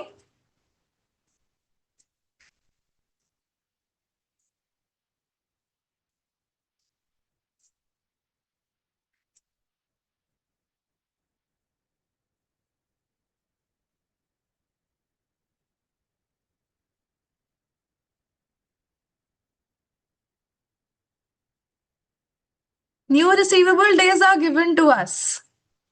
Yes, absolutely right, you guys. Kia and Shekhar, you guys are absolutely right in identifying. The factor is telling us that he is going to advance 80% of the value of trade receivables at a rate of 5% per year. So definitely we will end up saving $100,000, but at the same time, the amount of money which the factor is lending to you, you were earlier getting the interest at the rate of 4% from the bank, but now you will have to pay extra 5% is what you have to pay to the factor. So what you do is, let's try and see how much the finance cost will look like under the new receivables scenario. So if you talk about your new receivables are a total of $5 million. Now you divide this into two parts. Why? Some part of it the factor will give to you, some part of it you are going to receive from the earlier you were borrowing, maybe from the short term finance, whichever source you were getting from, you will continue to receive it at 4%. So what the net effect is going to be, first you divide the total receivables in two parts. Factor is going to give you 80% of the value. That means $4 million you will get from the factor. Remaining 5 millions, 20% you will continue to use from your own bank right now. So the finance cost which you will be paying is over $4 million, which the factor is giving to you. How much money will he charge from you? At what rate will he charge from you? Yes, the factor is going to charge 5% from you. And then similarly, 1 million, which you are borrowing from the earlier source, you will continue to pay interest at the rate of 4%. So what is your total finance cost looking like? Your total finance cost looks like 0.24. That means earlier you were paying 0.3. Now you are paying 0.24. So what is the net effect when it comes to your interest? It will be the difference between both of these numbers. So the decrease, still you can see that your finance cost has decreased. How much decrease we can see in the finance cost or the interest cost is, earlier we used to pay this much, now we will be paying this much. So you subtract the difference, $600,000. If you multiply this with the number of zeros, so into 1 followed by 6 zeros. So $60,000. This is how much your finance cost is going to reduce. Right? Are you all with me till here? Now we have done the working correctly. Okay. Now moving forward, we have accounted for the interest. What all other changes are going to take place? First of all, we are given that the bad debts are also going to change. So we can do our workings with respect to bad debts also. Right now, we are facing 2% as the bad debts. Now we are going to have 0.5% as the bad debts. So how much is the decrease in bad debts? We can calculate decrease in bad debts. Earlier, it used to be 2% of 45 million, and now it is going to be 0.5% of 45 million. So what is the difference between both of these numbers? The difference between both of these numbers is how much you are going to save upon. Yes, you can also take 1.5% directly. I will show you that way also. So if we want to use it via the direct method, what we can do is find out the difference. What is the difference? 2% minus 0.5%, and you multiply this difference with 45 million. That way also you are going to get to the same answer. So $675,000 you will save because of bad debts getting lesser. Are you all with me in the bad debts working also? Okay, now let's move towards the last working that we have to do. What's the last thing that we have to account for? All of this that the factor is doing. Is the factor doing this for free? Yes. Kia, there's no discount that we are offering. Discount we were offering in the previous question, in the previous part. Here we are talking about the factoring. So the factor is going to charge the fees from us. No problem. So the factor fees we have to account for. Again, this is a decrease in finance cost. It's good for the company. Decrease in bad debts is good for the company. But factor fees will be money going out from the company. So we'll put it as a negative figure. So we are paying 1.5% of our sales as the factor fees. So 1.5% of $45 million. This is what I take, and this comes out to $675,000 negative. So what is the net effect? Net effect of taking up this proposal will be this plus this plus this. So that gives you a net effect of $60,000 positive. What do you people think? Should we go ahead with this agreement or not? Will this be good for the company? Yes, the company will end up having a benefit of $60,000. So you can highlight this as your final answer. Right, now we are through with the workings of the first subpart and the second subpart. Third subpart, we have to advise on the financial acceptability of the proposals. So we will write our answer over here for the third part. In the third part, we will say that since the factoring agreement or arrangement gives a positive benefit to constant company over a negative outcome seen in offering the early settlement discount, it is recommended to opt for factoring arrangement as it is you can say financially beneficial for the company, as it is financially beneficial for the company. Right, so this is how we can frame our answer for the last part also. All well, should we now head towards the next part?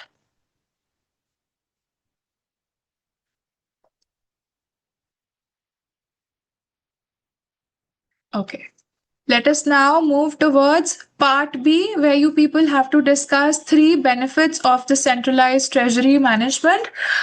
Those of you who have the notes which I have shared with you, can you let me know whether this is a new question or have you seen this before? Is this a new question for you people? Those who are studying through the knowledge-based notes which I have shared with you?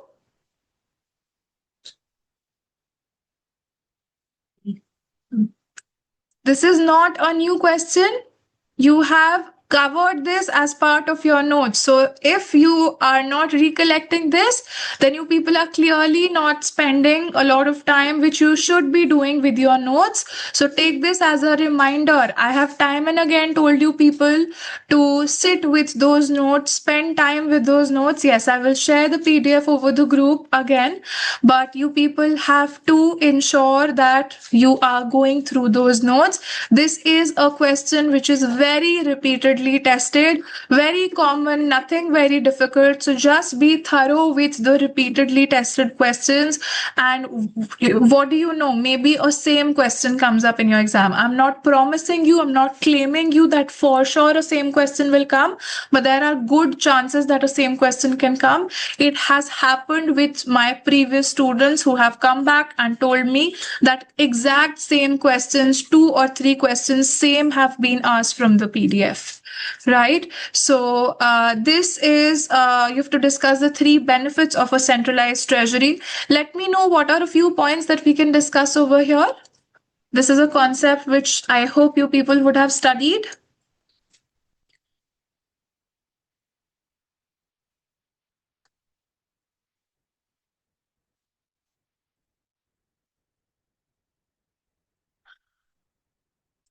What are the benefits of having a centralized treasury?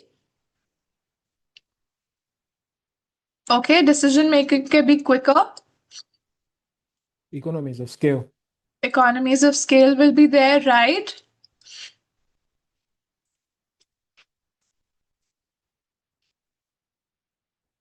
Yes, we can take the benefit of the centralized interest rates. Very good. The forex risk can also be managed better because if we are having central, everything is being done in one place, then the different currencies which we are dealing with, they can also be dealt together. The risk management can be done well. What else? Yes, good negotiating power with the bank. Yes, we will benefit with the specialized staff. Yes, very many points that you people have studied. It's just that your explanations have to be enough so that they are in enough depth and detail so that they are able to fetch you the 2 marks that are available per benefit. So, what are a few benefits that we can talk about? Multiple can be drafted. I will show you 3 of them how you can draft your answers also. So one is we can write about the maybe the borrowing rate. So we can talk about borrowing centrally. So this could be our subheading. We can say that whenever we are having a centralized treasury, it will be possible to arrange the beneficial rates so that whenever we are borrowing in bulk, we will be able to negotiate better compared to borrowing locally at the subsidiary level. So we can say that when operating a centralized management, treasury management, it will be possible to negotiate beneficial rates of interest in bulk borrowing compared to borrowing at the local subsidiary level. Right? And then what other points that you people were telling me? We can talk about the expertise and knowledge of staff. So we can say that whenever we are having a centralized treasury, we can have individuals, we can have people who have expertise in key finance related topics, areas, for example, the derivatives, the hedging, the foreign currency, and raising money.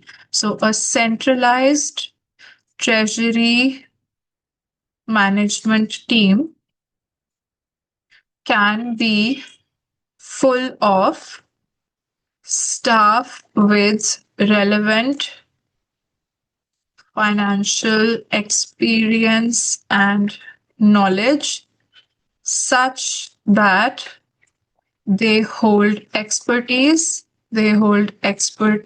in areas of finance like risk, hedging, foreign currency, and borrowing of funds. This is another point. And then what else we can talk about? Maybe one more thing we can say is about having maybe precautionary funds. We can talk about precautionary funds. This is not a point we have spoken about. So, precautionary funds. What can we say over here? We can say that whenever they have a centralized treasury, they will be having in case one subsidiary is getting short of funds, then another subsidiary who has some surplus funds because all of the money is kept together in one place. So it will be easy to have any precautionary funds compared to maintaining funds at the local subsidiary level. So we can say that the centralized treasury will be able to conveniently arrange for a temporary shortage of funds at one subsidiary due to any unforeseen reasons, whereas maintaining a precautionary fund at all subsidiary levels individually will require a huge amount of funds getting locked as precautionary funds. Right, so this is the explanation that we can give, that what are the three benefits that we can get when it comes to having a centralized treasury. All well, should we move ahead to the next question? Here you people can see the whole thing.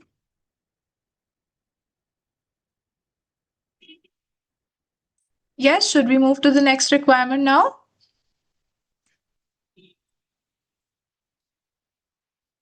Okay.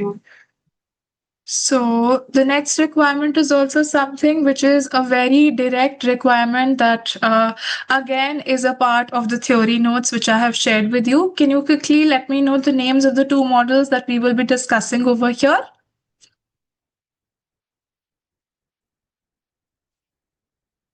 What are the names of the two models that we will be discussing? Yes, one is the Baumol model, and the other one is going to be the Miller-Orr model. Okay, so the previous answer, I think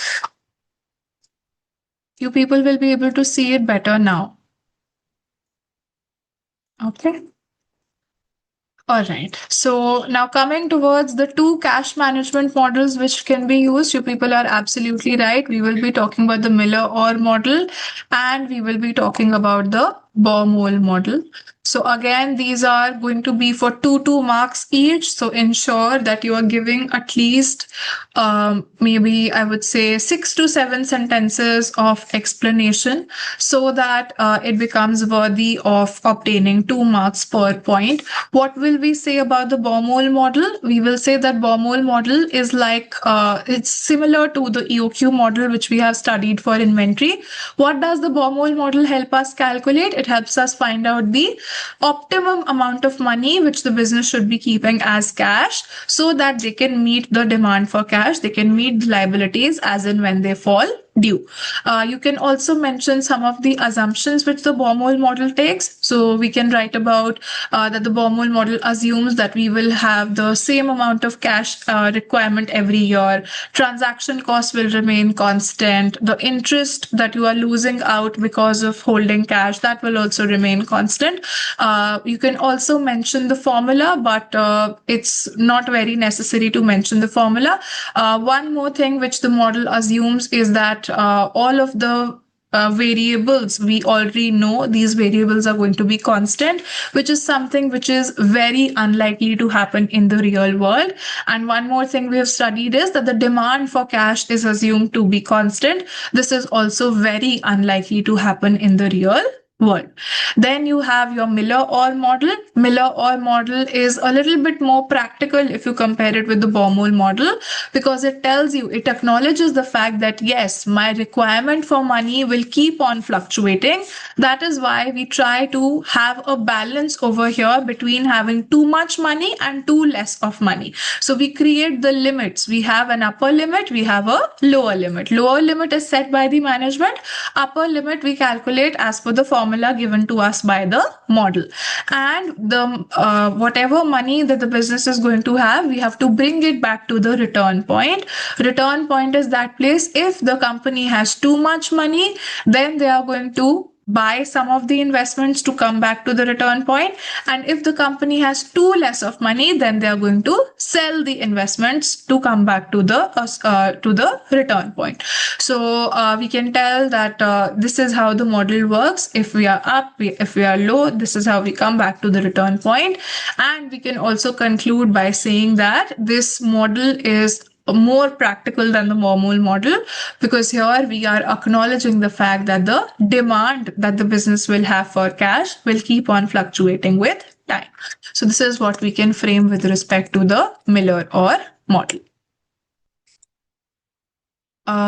Okay, you wrote about cash budget in this requirement. So that is something which is completely not possible. This is not what the requirement is asking. So hence the result. This is the point that I was talking about when I was giving you people the tips. You answer what you want to answer. You people do not answer what the examiner is asking from you. So that is why it becomes very important to read the question carefully and then give your answers properly.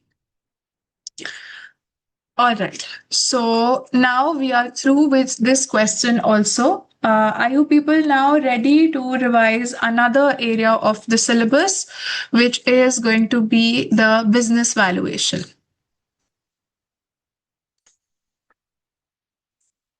I'm showing the answer one more time for 10 seconds. You people can have a look over here. Sorry.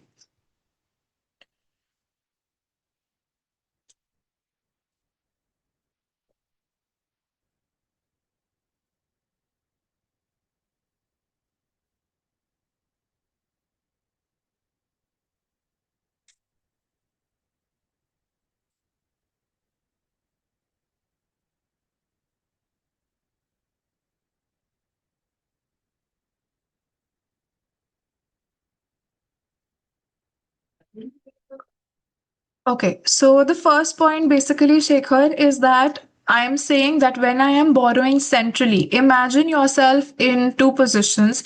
Firstly, when you're going to the bank and you're telling them that I want to borrow maybe 1 lakh rupees as a loan. And then consider one more scenario where you are a very big client for the bank. You do a lot of business with the bank and you are thinking to borrow maybe $10 million with the bank.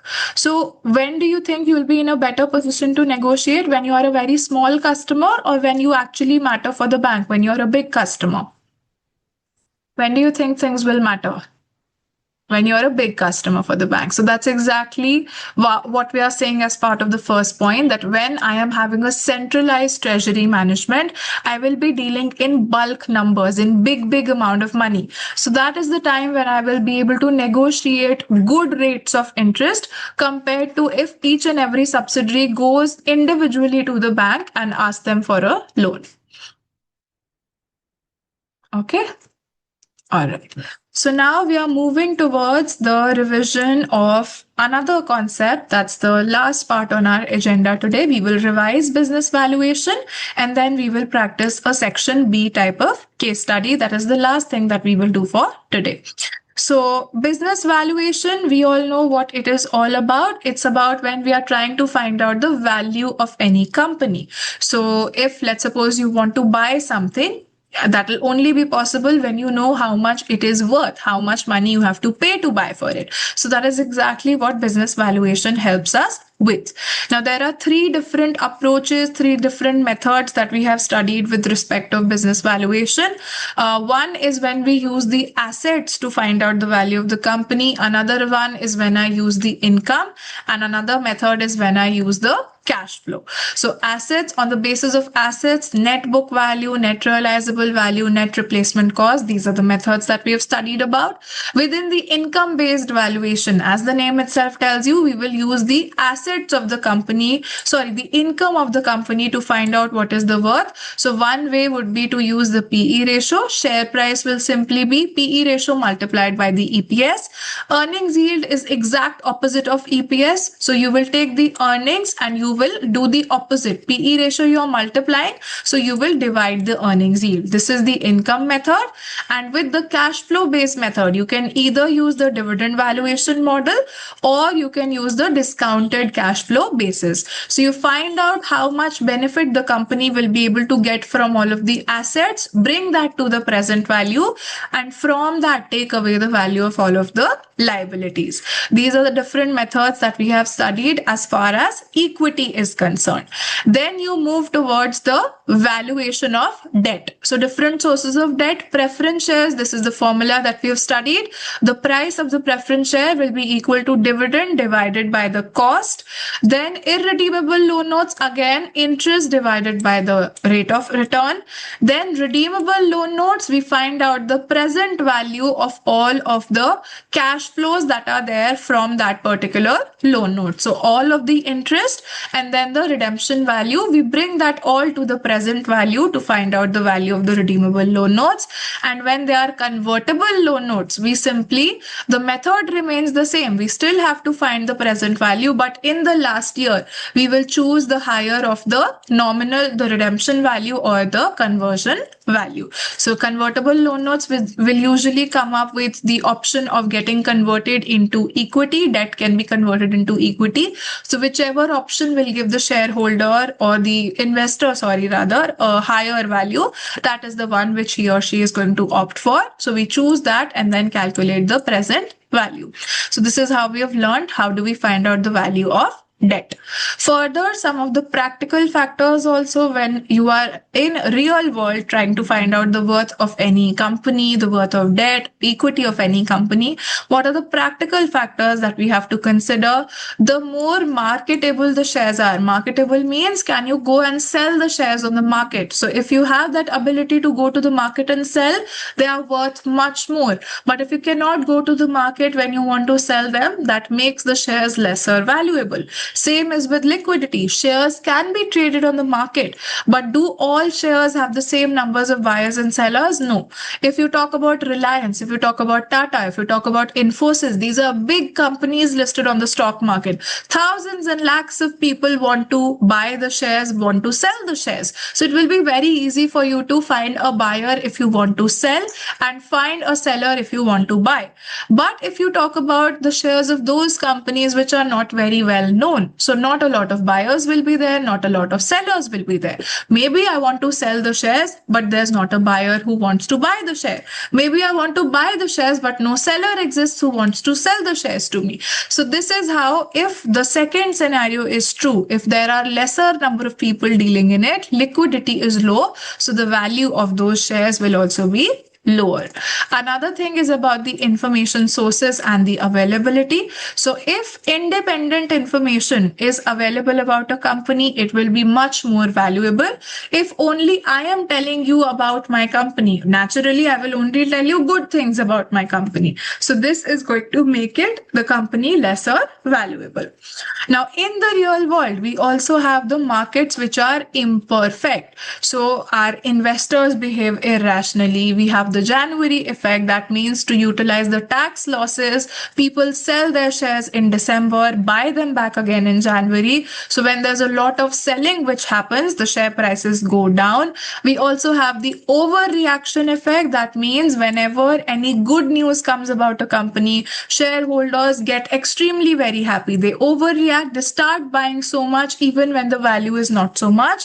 And if the opposite happens, in case some bad news comes about a company, then shareholders start to sell that share so much that the value falls more than what it should be. So this is the overreaction effect. And another one is the small capitalization discount. So usually what happens is the mutual funds, the institutional investors, the pension funds, the insurance companies, their fund managers usually look for investment opportunities which are in good market cap companies. What do we mean by market cap? It is the number of shares multiplied by the share price. So the total market value of the company. In case there's a good company which has a very small total market value right now, maybe because it's emerging, so that will not come under the radar of any fund manager. So if any big fund manager is not investing over there, not a lot of people will invest. So the small cap company will tend to remain a small cap company because of this problem.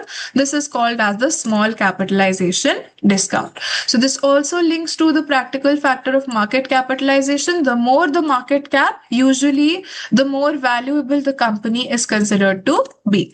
Further, one more very important factor is the behavioral finance. This is where a lot of MCQs also come up. So because human beings, people like you and I, we are dealing in the markets. So we are human beings. We behave in a particular manner. Our behavior also affects the way that the prices operate on the markets. So a few behavior aspects that we have we can do herding, we can do noise trading, loss aversion, momentum effect, confirmation bias, illusion of control, excessive confidence, and overconfidence. These are a few behavior related characteristics and traits because of which the market becomes impractical or imperfect. If you want to individually revise what all these look like, we will be taking that up separately. Right now, the main focus is we have given the entire valuation area an overview or summary so that now we can use this knowledge to solve a section B case study, which was just asked in the September-December paper.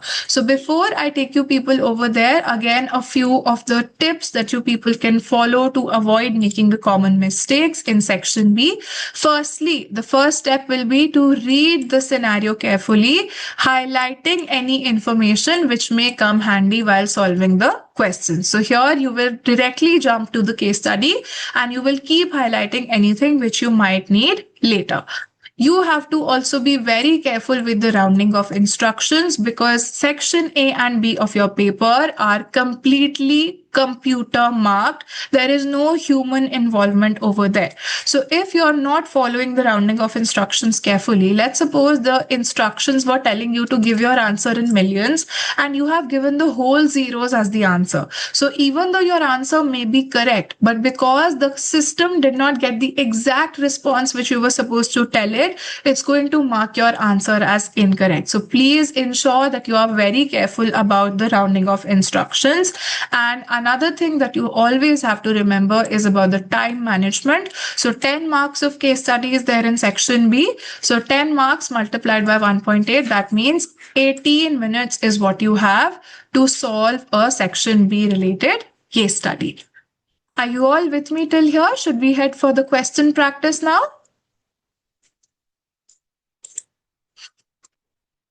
Okay, great. So I'll take you people to the question practice. Here, the case study is in front of you. Take 1 minute, read the case study, read the first question, and try to come up with an answer. Then we will discuss it together.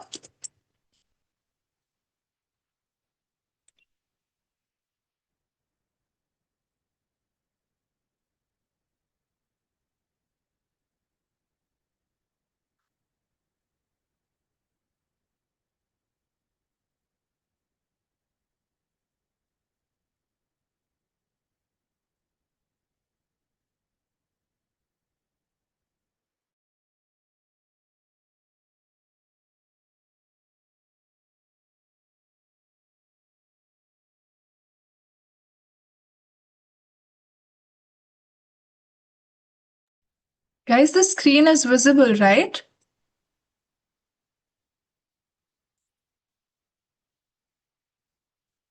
Okay, thank you.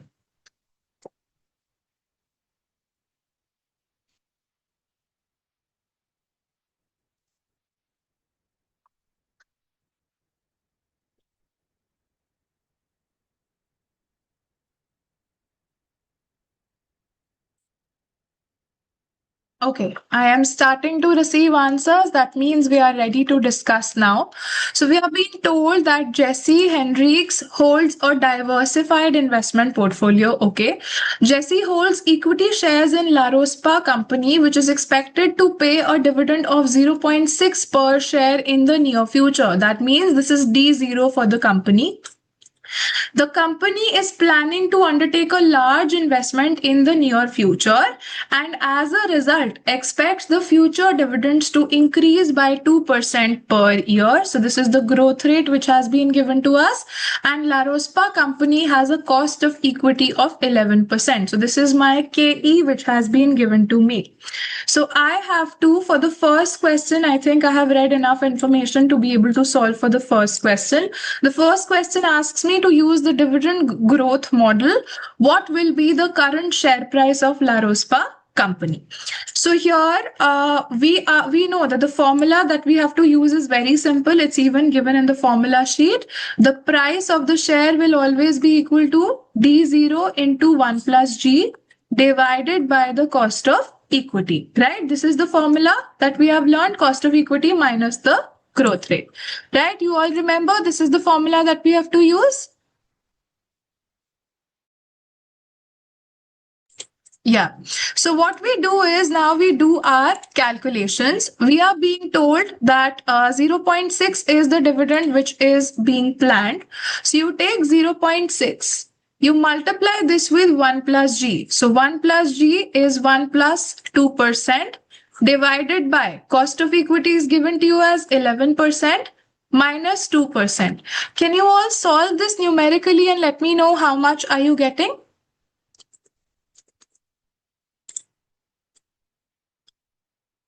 How much do you get when you solve this?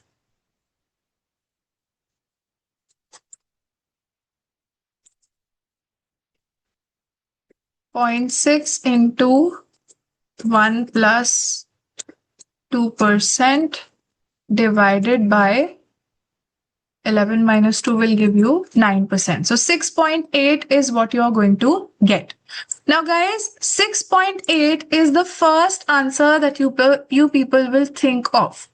Now, I am telling you that 6.8 is not going to be your final answer. Think a little bit more and then try to come up with an answer. 6.8 is not the answer.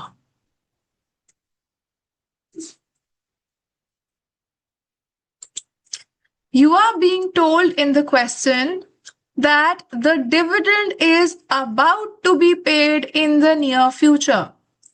Do you people remember studying something about that when the company is about to pay the dividends, what happens to the share prices in the market? When the company is about to pay dividends in the near future, what happens to the share prices in the market? Very good, Vedika. You're talking about the ex dividend and cumulative dividend. Absolutely.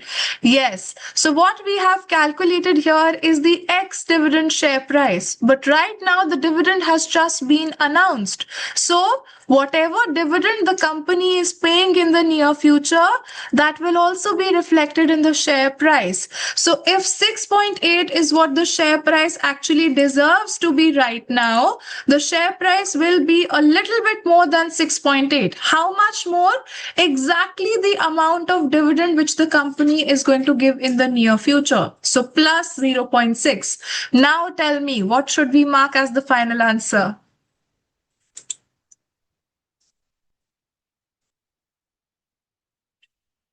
Yes, it will be option D, which is going to be our final answer over here. $7.4 is going to be the correct answer. Understand the logic once more. We have been very well able to reach to the answer of 6.8 straight away with the help of the formula. But here the question was telling me that the dividend is about to be paid in the near future. What have we studied when we were studying the FM concepts? We have learned that whenever the company is about to give the dividend, the share prices increase by the extent of the dividend which is going to be given soon in the future. So 6.8 is the normal worth of the share, but right now because the dividend is also about to be paid, we will add the dividend which is about to be paid. So the share price will stand at $7.4 right now in the market. Are you all with me on this one? Yes, should we move to question 2? Arise, what's the problem?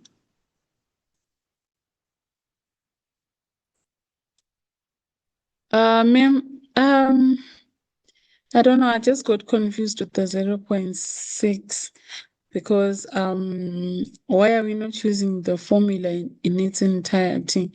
Where are we going to add the 0.6 when we're looking at the formula now? We have directly used the formula. That's absolutely right. But the question here is telling you something because of which your answer is changing. What is the question telling you?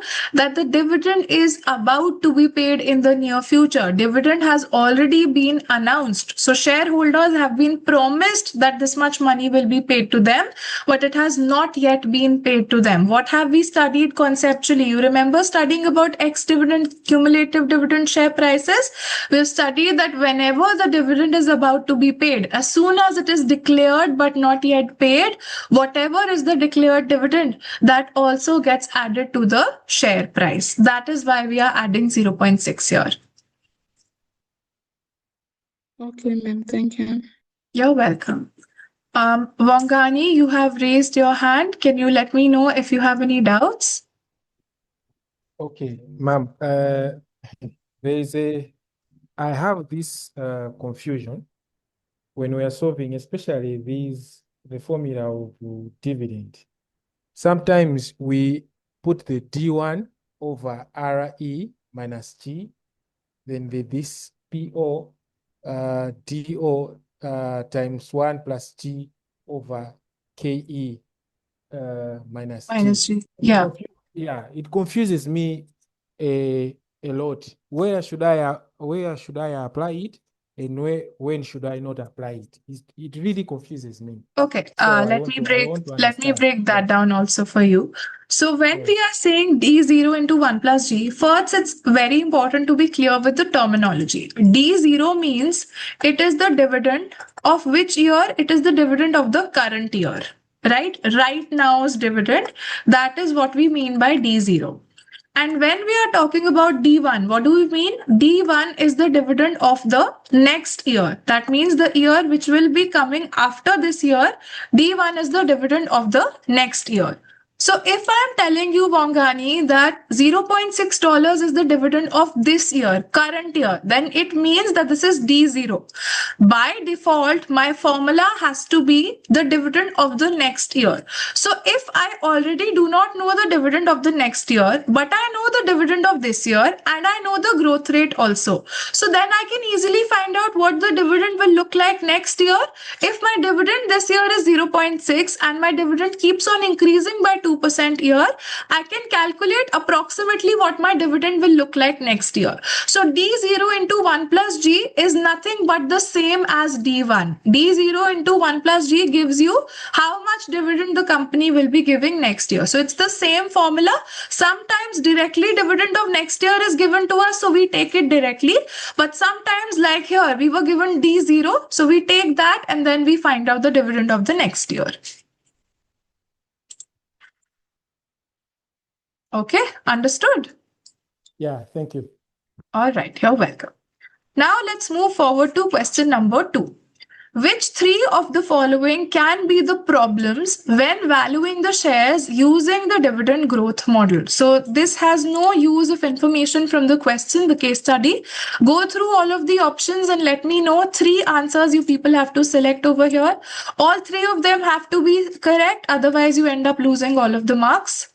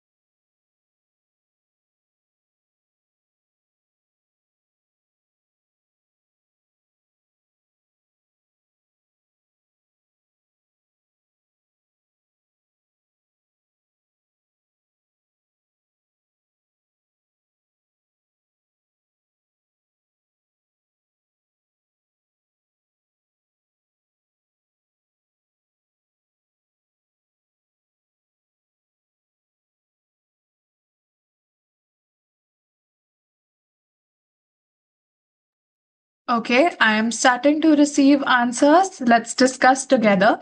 We have to find out which 3 of them are going to be problems when we are using the dividend growth model to find out the value of the shares.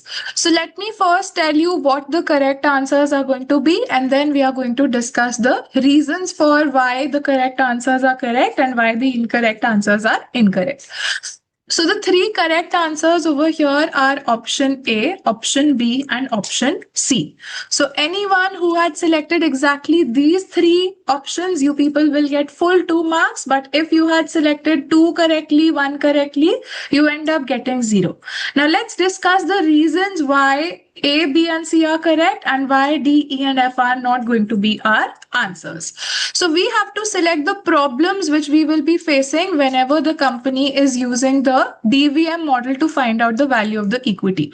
What does the first statement say to you? If you read the first statement, it tells you that it may be difficult to decide on the value of the future cost of equity. Now, if you people see what's the formula that we're using with dividend growth model, we are taking D0 into 1 plus G. We are taking the value of cost of equity and we are taking the growth. These are all the variables that we are using. So with the DVM model, we are having this assumption that cost of equity will remain same over all of these years. Now, guys, do you think it's necessary that over all these years, the cost of equity will remain same? No, it's not necessary. So this is going to create a problem when we are using the dividend valuation model to find out the value of the shares. So that is why option A has to be our answer. Now let's move towards the option C. So, option B. Option B tells you the model does not take into account the effect of a share repurchase. Now, first of all, you people let me know, what do you mean about a share repurchase? What's the meaning of repurchase of shares? Yes, it's the other word for buyback. Absolutely right, Ritika. So what happens in a buyback? The company is going to buy its own shares from the market, from the shareholders who are owning the shares. So what does the dividend growth model consider? In the formula, we are only considering that what will find out the value of the company, only the dividends that the company will pay, only that will affect the value of the company. So are we considering any changes that will happen in the share price because of the company buying back the shares from the market? Are we considering that? No, but that should be considered because that also affects the value of the shares, the value of the company. So this is again one problem which we will face if we are using the dividend growth model. So B also has to be one of our answers. Now moving towards option C. Option C tells you companies may not have sufficient cash available to maintain the constant dividend growth. Now again, guys, if you people go back to the assumptions of the DVM model, we have assumed that if the growth rate is given to us as 2%, this growth rate will continue till perpetuity. Do you people think that it is always necessary that the company will have enough money to maintain that 2% dividend growth every year? No, that is also not necessary. So in real life, this is going to create a problem because you are assuming that this growth rate will continue, but it's not necessary that this growth rate is going to continue. So this also creates a problem why the dividend valuation model, the dividend growth model is going to create a difficulty when it comes to companies not being able to maintain the constant dividend growth. Now let's have a look at the other options also. Option D tells you that the cost of equity may exceed the dividend growth rate. So cost of equity has to be a bigger number, growth rate has to be a smaller number. This is rather one of the conditions that we have for the dividend valuation model to apply. If this is happening, that is a good thing. This is not a problem. Because if the opposite of this happens, if let's suppose the growth rate is higher than the cost of equity, cost of equity is 10%, growth rate is 12%, then will you be able to use the DVM model here? Your denominator will be a negative number. Can the share price ever be a negative figure? No, right? So the usage of model will not be possible. So option D, rather than being a problem, this is one of the bare minimum things which we are requiring to use the dividend valuation, dividend growth model. So this is not a problem. Now moving towards the next option, the model uses profits rather than cash flows to calculate the share values. Can you let me know, are we considering profits? When we are talking about dividends, are dividends in the form of profit or dividends in the form of cash? Dividends are in the form of cash. So this problem is also not applicable over here. Moving towards the last option, if dividends have not been paid in the past, the model cannot be used. What do you think about this statement?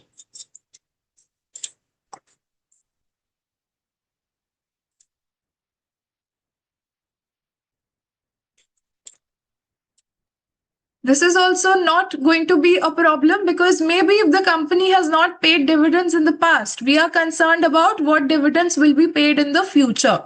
So we can use the future expected dividends to use the dividend growth model. All right. So F is also something which is not very necessary if you've not paid in the past, but if you're planning to pay in the future, then the dividend growth model can be used to find out the value of the shares of that company. So the correct answers over here are option A, B, and C. Are you all with me? Should we head to the third question?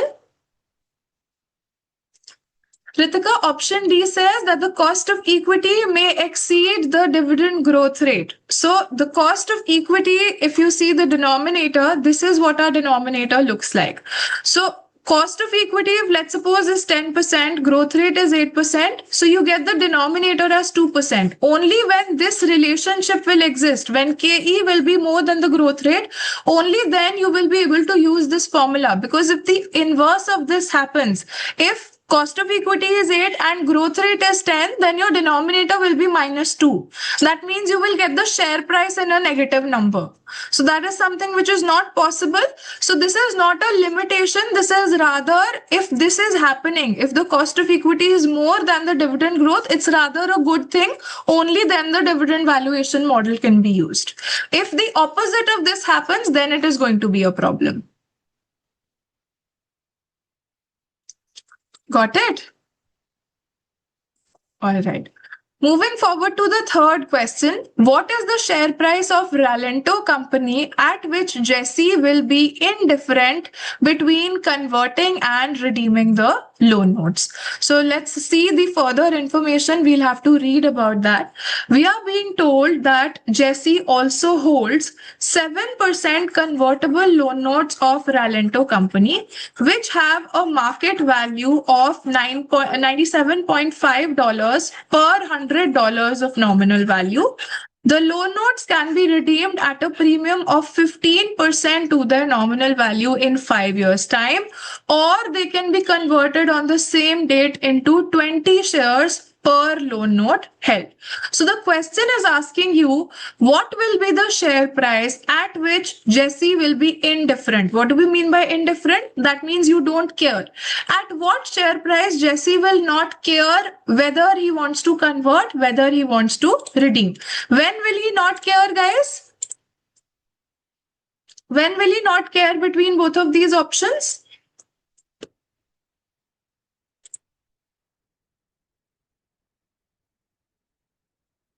Yes, he will not care when both of the options will be the same. Very good. So we have to basically find out that how much will be the share price at which both of the options will give him the same amount of money. So let's find out how we are going to solve this particular question. So if you find out how much will be the redemption value of the loan note. So here it's being told to you that at the date of redemption, he can get a 15% premium to the nominal value. So the nominal value is $100 plus 15% of $100. That means how much will Jesse get on redemption? Jesse is going to get $115 on the redemption. Now, rather than getting 115, how many shares would you want to receive in exchange for that? What we can do is we can take 115 and we can divide it with 20 number of shares. Can you tell me how much you people get by doing this calculation? Yes, it's 5.75. So this is what we are going to mark as our answer. We will fill in. We have to fill in our answer to the nearest 0.01. So 2 decimal places. 5.75 is what we will fill in. You can even reverse check your workings to find out whether both options will be same for Jesse or not. Jesse will have 2 options. Option 1 is going to be the redemption. On redemption, he can get 100 plus 15% premium, that is $115. Option 2, choice number 2 for him will be when he is getting the conversion done. So if he is getting the conversion done, then what is happening? If he is receiving 5.75 per share and with his loan notes he is receiving 20 shares like this, then he is also receiving $115 in total. So in both of the options, Jesse ends up receiving the same amount of money. So he will be indifferent. He can say to the company, you can give me redemption, you can give me conversion, whichever one you want, I don't care. In both the cases, I will end up getting the same amount of money. Question 3 understood. Should we head to the fourth one now? Easy? Okay. Here's the fourth question now in front of you. What is the current value of Jesse's total holding of preference shares in Virgin's company? So we'll have to read the question further for that. For redemption and conversion value, when do you get to use the annuity table? Thando, when we will use those tables whenever we want to find out the market value. So for the market value, we'll have to discount the future cash flows, bring them to their present values. That is when we will need the annuity tables. Okay, so let's read the question further about Virgin's company. Okay, so here we are being told Jesse has invested in the 10% preference shares of Virgin's company, which have a nominal value of $2 per share. The total nominal value of Jesse's investment is $20,000. So guys, can you let me know how many number of shares Jesse would have purchased here? If $2 is the nominal value, 20,000 is his total value. So 20,000 divided by 2. That means 10,000 number of shares Jesse would have purchased. Annual dividend has just been paid. The cost of capital of the preference shares has been given to you at 8%. So you people tell me, how are you going to find out the total worth of Jesse's investment? We have just now revised the formula that for preference shares, how do you find out the value of one share?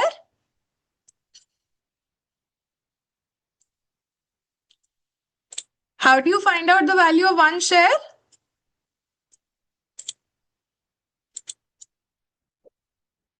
Yes, it's dividend. Yeah, price 0 is equal to dividend divided by cost of preference shares. Right? This is the formula that we have learned. So how do you find out the price of one share? You take out the dividend. How do you calculate the dividend on the preference shares? It will be 10% of the nominal value of $2. So 10% multiplied by 2 divided by the cost of preference shares, which is given to you as 8%. So this is the price which is going to be there for one share. Can you calculate and let me know how much this comes out to be?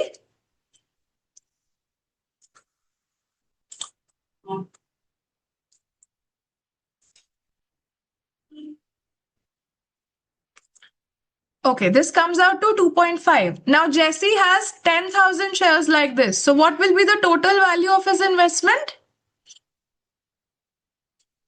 Yes, we will multiply with the number of shares. 2.5 into 1,000 will give you $25,000. So we will fill in our answer here as $25,000. All clear? Should we head to the last question for the day?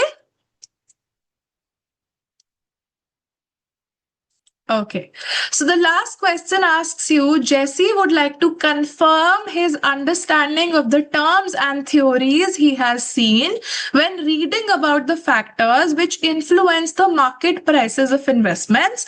Here there are 4 statements which have been given to us, out of which we have to tell which one of this is correct. First is fundamental analysis is based on the existence of patterns in the past share prices. Can you people let me know what do you think about this statement? Will this be our final answer or not?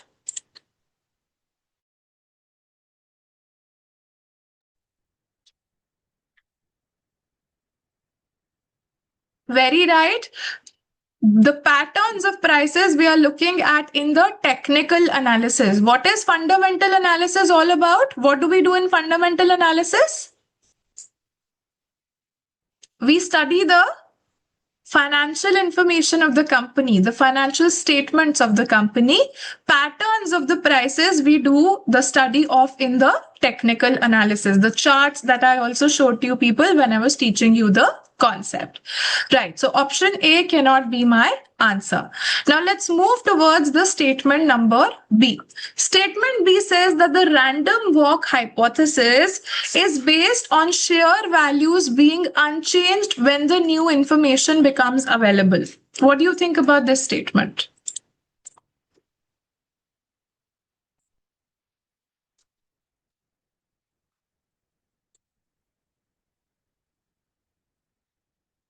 What do you people think about this statement? Give me your opinion.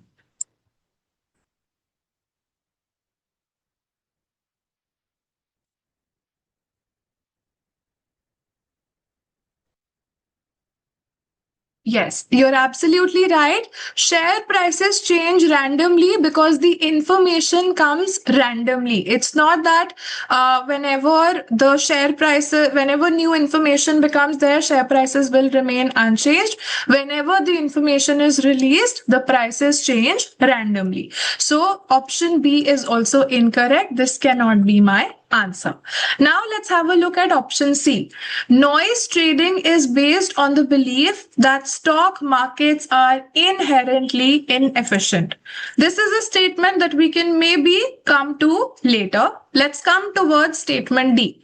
Statement D says technical analysis is based on identifying features within companies that will influence the share prices in the future.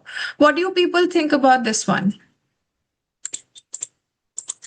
Technical analysis, the one where we are studying the charts, the one that we are studying the share prices, do you consider the features of the company when you are doing technical analysis, or is your focus only on the past prices? Your focus is only on past prices. Technical analysis is the candlestick charts, the patterns of the past prices. You don't care what business company does. You don't care what their profitability looks like. You don't care what their liquidity, what their gearing looks like. You have zero clue about what the company does, what their position is. You only care about their past prices in the technical analysis. So it will rather be which sort of analysis looks at what the company is doing, what could it be doing in the future which could make it different. Absolutely right, Kia. That is the fundamental analysis. So option D over here is also incorrect. That means with elimination, I reach to option C as my answer. Let's also deep dive as to why this is going to be correct. Statement C tells you noise trading is based on the belief that the markets are inherently inefficient. Inherently means on their own, the market is inefficient. If you talk about noise traders, remember the concept a little bit. Who are noise traders? These are the people who do their trades on the basis of the news. They don't do a lot of analysis. Whatever news comes up in the market, they just react to that news and do the trading. So if any bad news is coming about a share, they will start to sell the share like anything. And if any good news starts to come in the market, they will keep buying the share like anything. So they're just reacting to the noise. They're just listening to the news. They're not doing any sort of analysis on their own. So why are they doing that? Because they believe that the market is not inefficient. Market will not always reflect what the right price should be.